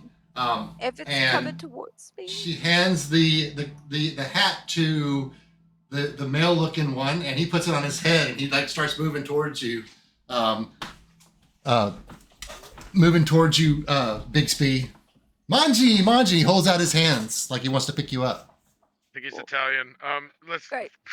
If the girl keeps walking towards me, I'll start playing my pan flute. Actually, Oh, like I'm Okay. just trying to entertain them and like maybe so they don't touch me. okay. Alistair, were you gonna throw your net at him or something?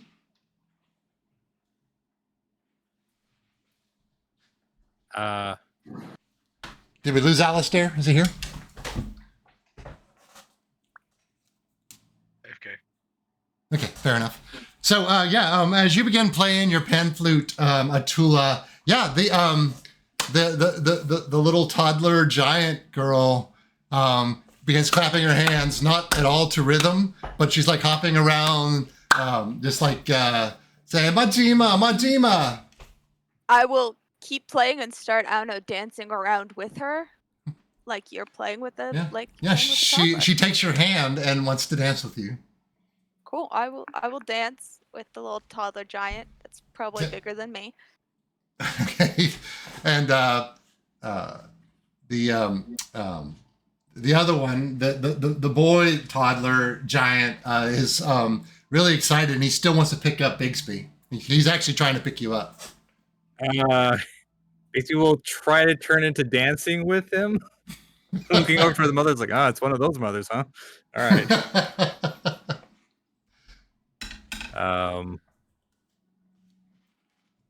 Yeah, try to dance with him, entertain him without actually being picked up, if possible. Okay, But he's not gonna. But if he really goes for it, he's not gonna fight him. Okay, he does try to go to pick you up, and if you want to do a contested strength check, you can. But he actually does pick okay. you up, and your little metal legs are like swinging below you. And I imagine you have this look on your face, like, are we done? Okay. Sir, I am not actually a toy. Manji! Balin's gonna activate his gravity boots so that he can't be picked up. Yeah, okay, beautiful. Wow. The I'm sorry, go ahead, Balin. Bixby. Madam, so did these assailants say anything or communicate anything, or did they just attack? Oh, adventurers like you, they came in, they attacked my children. Arthur defended them. But he was, he fell. And they killed Arthur. Oh, sorry, I don't understand any of this. Never mind. Sorry. Yes, but Arthur fell, and then they fell, and I threw them in the river. I see. Well, first off, not everyone who takes jobs, whether odd jobs or mercenaries, are the same.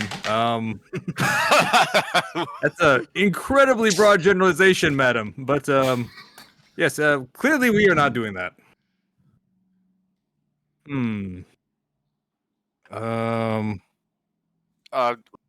Is Bixby gonna like explain what he's hearing to us, or yeah, Bixby explains all of this. Boy, I'm wondering if we are supposed to be a higher level here, because I cannot cast Raise Dead. Okay. Okay, no. As Bixby explains it to the party, I just turn to Atula and say, "Well, it looks like you were right. They had it coming." Bixby, just a question. Atula's playing pan flute. She can't answer. She's dancing. It seems like the gods are still extremely well kept. Maybe the relationship established with this person instead of Arthur moving forward, and we can acquiesce to the mission without Arthur, but with. Can you get this giant's name? Madam, what is your name, by the way? Oh, my name is Ignis. Ignis. Pleasure to meet you. My name is Bixby. Of course it is. Yes. I'm surprised.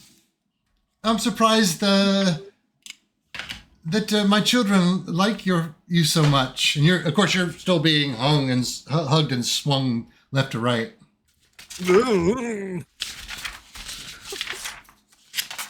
Atula, the girl toddler has taken your hand and is trying to get you to go to her room upstairs. And what are your children's names? Oh, this is Flana and Kaelor. And she points to the girl, Flama, and the boy, Kaelor. BC will communicate that to people. Can you ask if it's fine if I go to Flama's room? I don't want to cause any problems, but she seems to want me to go. Is it all right if Atula here goes up with your daughter?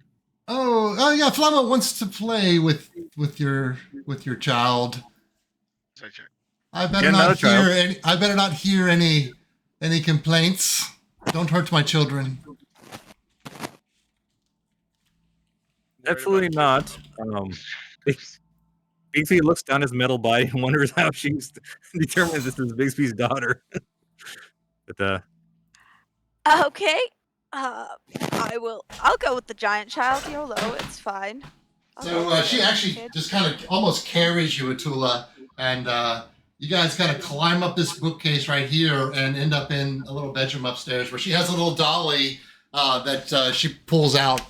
It's kind of made out of corn stalks and wrapped in burlap. And she's like dancing it around on the table. And she's got you in her other hand kind of dancing it around on the bed as well. I will pull out my identical doll to myself and dance it around like she's dancing around her doll. Oh, and she says, Manji, Manji, and she opens up her arms like she wants to hold your little dolly. Yeah, I'll let her hold it. It's fine. Probably- It's definitely not creepy or cursed. It's all good. Probably Okay, won't good. harm her. Yep. Okay. Yeah. Yes. I'm going to attempt to trade the male toddler some good berries in exchange for Bigsby. I'm going to mime. I'm going to mime a trade. You know the way children trade toys. I'm going to mime a trade and then hold up good berries in exchange. for Sure. Bigsby. So I know your camera's not on, but what does that look like to a toddler trying to convince it what your intentions are?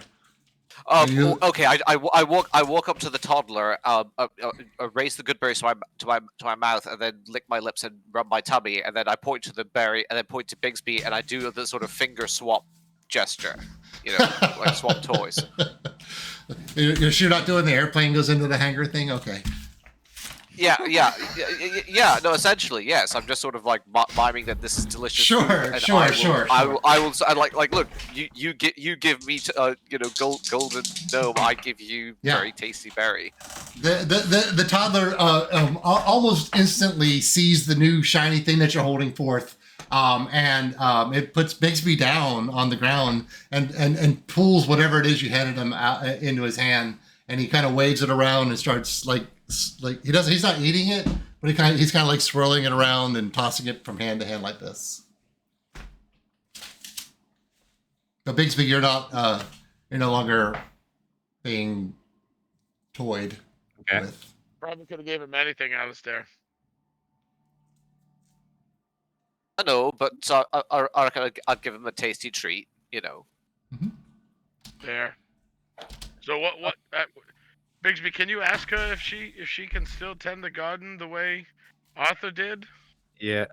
Madam Ignis, are you able to tend this farm entirely yourself, and would you be interested in supplying this restaurant with their ingredients the way Arthur did? Seeing that her children seem quite content around you and how nicely you've treated her children, she kind of takes a more adult conversation with you, like more of a one-on-one, and she says, "Oh no, I don't know anything about farming. Arthur, the kind soul he was, let us take refuge at his farm home. We're in hiding." Oh, I see. What are you in hiding from? There are those in the royal court that would take my children from me, and I must defend them from that.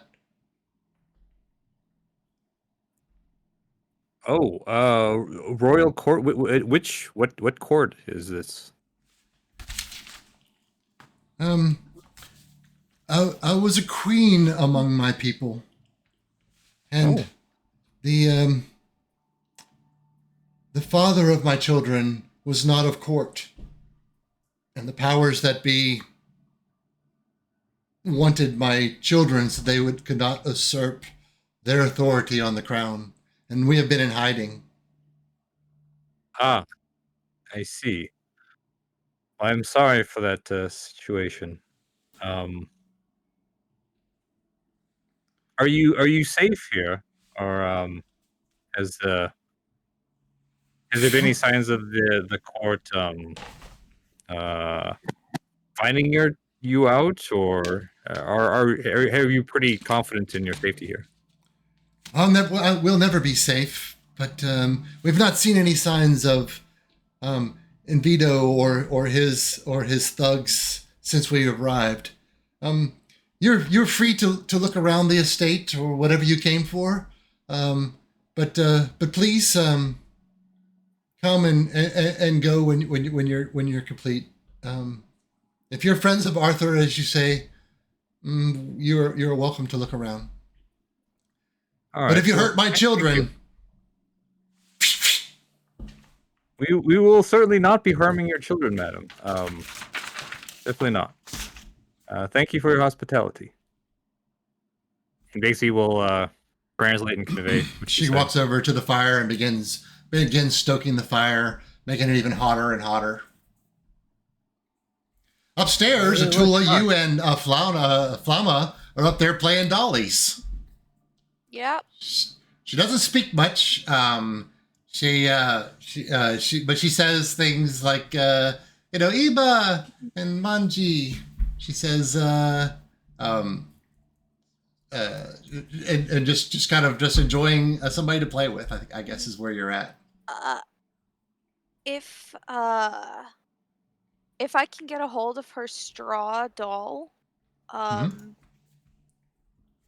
I will try and fashion like a little apron out of. I have those cotton artifact gloves from the library Oh, nice. on thingy when we were researching before we blew up the empire. So goodbye, Xerxes. So I will try and like make an apron and like I don't know some other clothes out of those. I've got 2 cloth gloves for her little doll. Oh, Because Atula has a giant soft spot for children. perfect. At some point, I'd like to like acquire my doll back. But I will obviously toddlers be toddlers. Of course. Right. So like I will trade her doll that I've put clothes on for my doll. Absolutely. Yeah, that would totally work. And after you fashion the new apron for her doll out of the gloves that you have, and she just looks like enthralled. She's like, and she kind of just drops your doll on the ground and just picks her back up again, and she holds it up like this, and she starts playing with it and everything. And you can definitely recollect your doll. Balin, you seem singularly interested in learning the foundation of this house. What is Balin doing with all this child's play going on? So as everybody seems very distracted by the children, and Bigsby is obviously fixated on this giant and talking to her, I'd be looking over the shelving to see if there's anything I noticed there, any books that I'd be interested in, anything that might teach me something. Sure. I'd be if the greenhouse is glass on the walls on the inside, I'd be looking through any windows there and seeing what might be in that greenhouse. Sure. Especially identifying some of the things I know we need that are on that list. Sure. So, all right. So down by down, the bookcases that are in this room are kind of empty. There's not a lot on them. In fact, it looks like the bookcase that I'm showing you in the picture here is actually used nowadays more of a ladder to get up to the loft above. There is a door to that room that has all the cotton balls on it. As you look in the greenhouse, you look in there and you just see a lot of really lush items. You can give me a nature check to see if you recognize anything in there. That's good. 21. Yeah, 21. You see some exotic plants in there that you may or may not have ever noticed, but there definitely seems to be some interesting plants in there. As you kind of look through the one glass window that opens into it from the main hall. Alistair, you're around taking in all of this going on, and I guess you're kind of relieved that you haven't had to kill anything yet. But what else is Alistair thinking at this time? I'm thinking to myself 2 things. Firstly, those so-called adventurers deserved everything they got. I mean, they deserved a short prayer and a burial, but not much more than that. And I'm glad we took their coin. And also desperately sad for Arthur and this woman who has to live in exile. Okay. And I'm thinking that her toddlers, if there is a way for them to get some of this fantabulous food that we're going to prepare, Alistair would like to see that happen. Beautiful, beautiful. Okay. All right. Also, sadly, DM, Alistair has to leave the table now. But yes, that's fine. This is a great time. This is a good place to stop. We can pick this back up again in a couple weeks, and yeah, that was fantastic, guys. This is kind of late for me too, so we're going to call session there. Thank you. Can Bixby just ask one question of Ignis real quick? Absolutely, you can. Madam Ignis, how big is this court? How many guards does this fellow have? And Vito has seemingly unlimited resources and a full control of the military. All right. It's not a check. Okay. But you may look around the state. Don't remove anything. This is Arthur's, and I'm trying to maintain it as it once was. If anybody has anything else they want to add, that's what we'll call session tonight. Yeah, Fantastic. sounds good. To Bigsby's question there, where he's like, "How many garrisons per town?" I think to myself, we have destabilized and destroyed an entire empire Well, before, so I indeed, mean, it's- it wouldn't be the first time.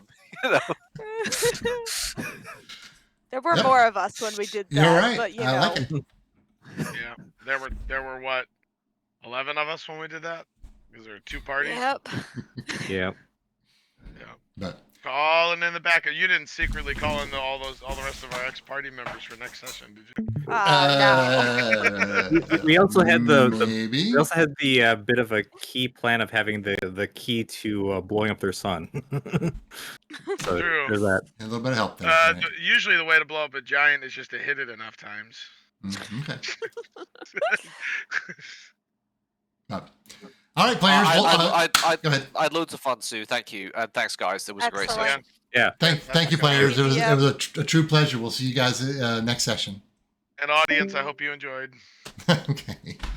Good night. Good night. Good night.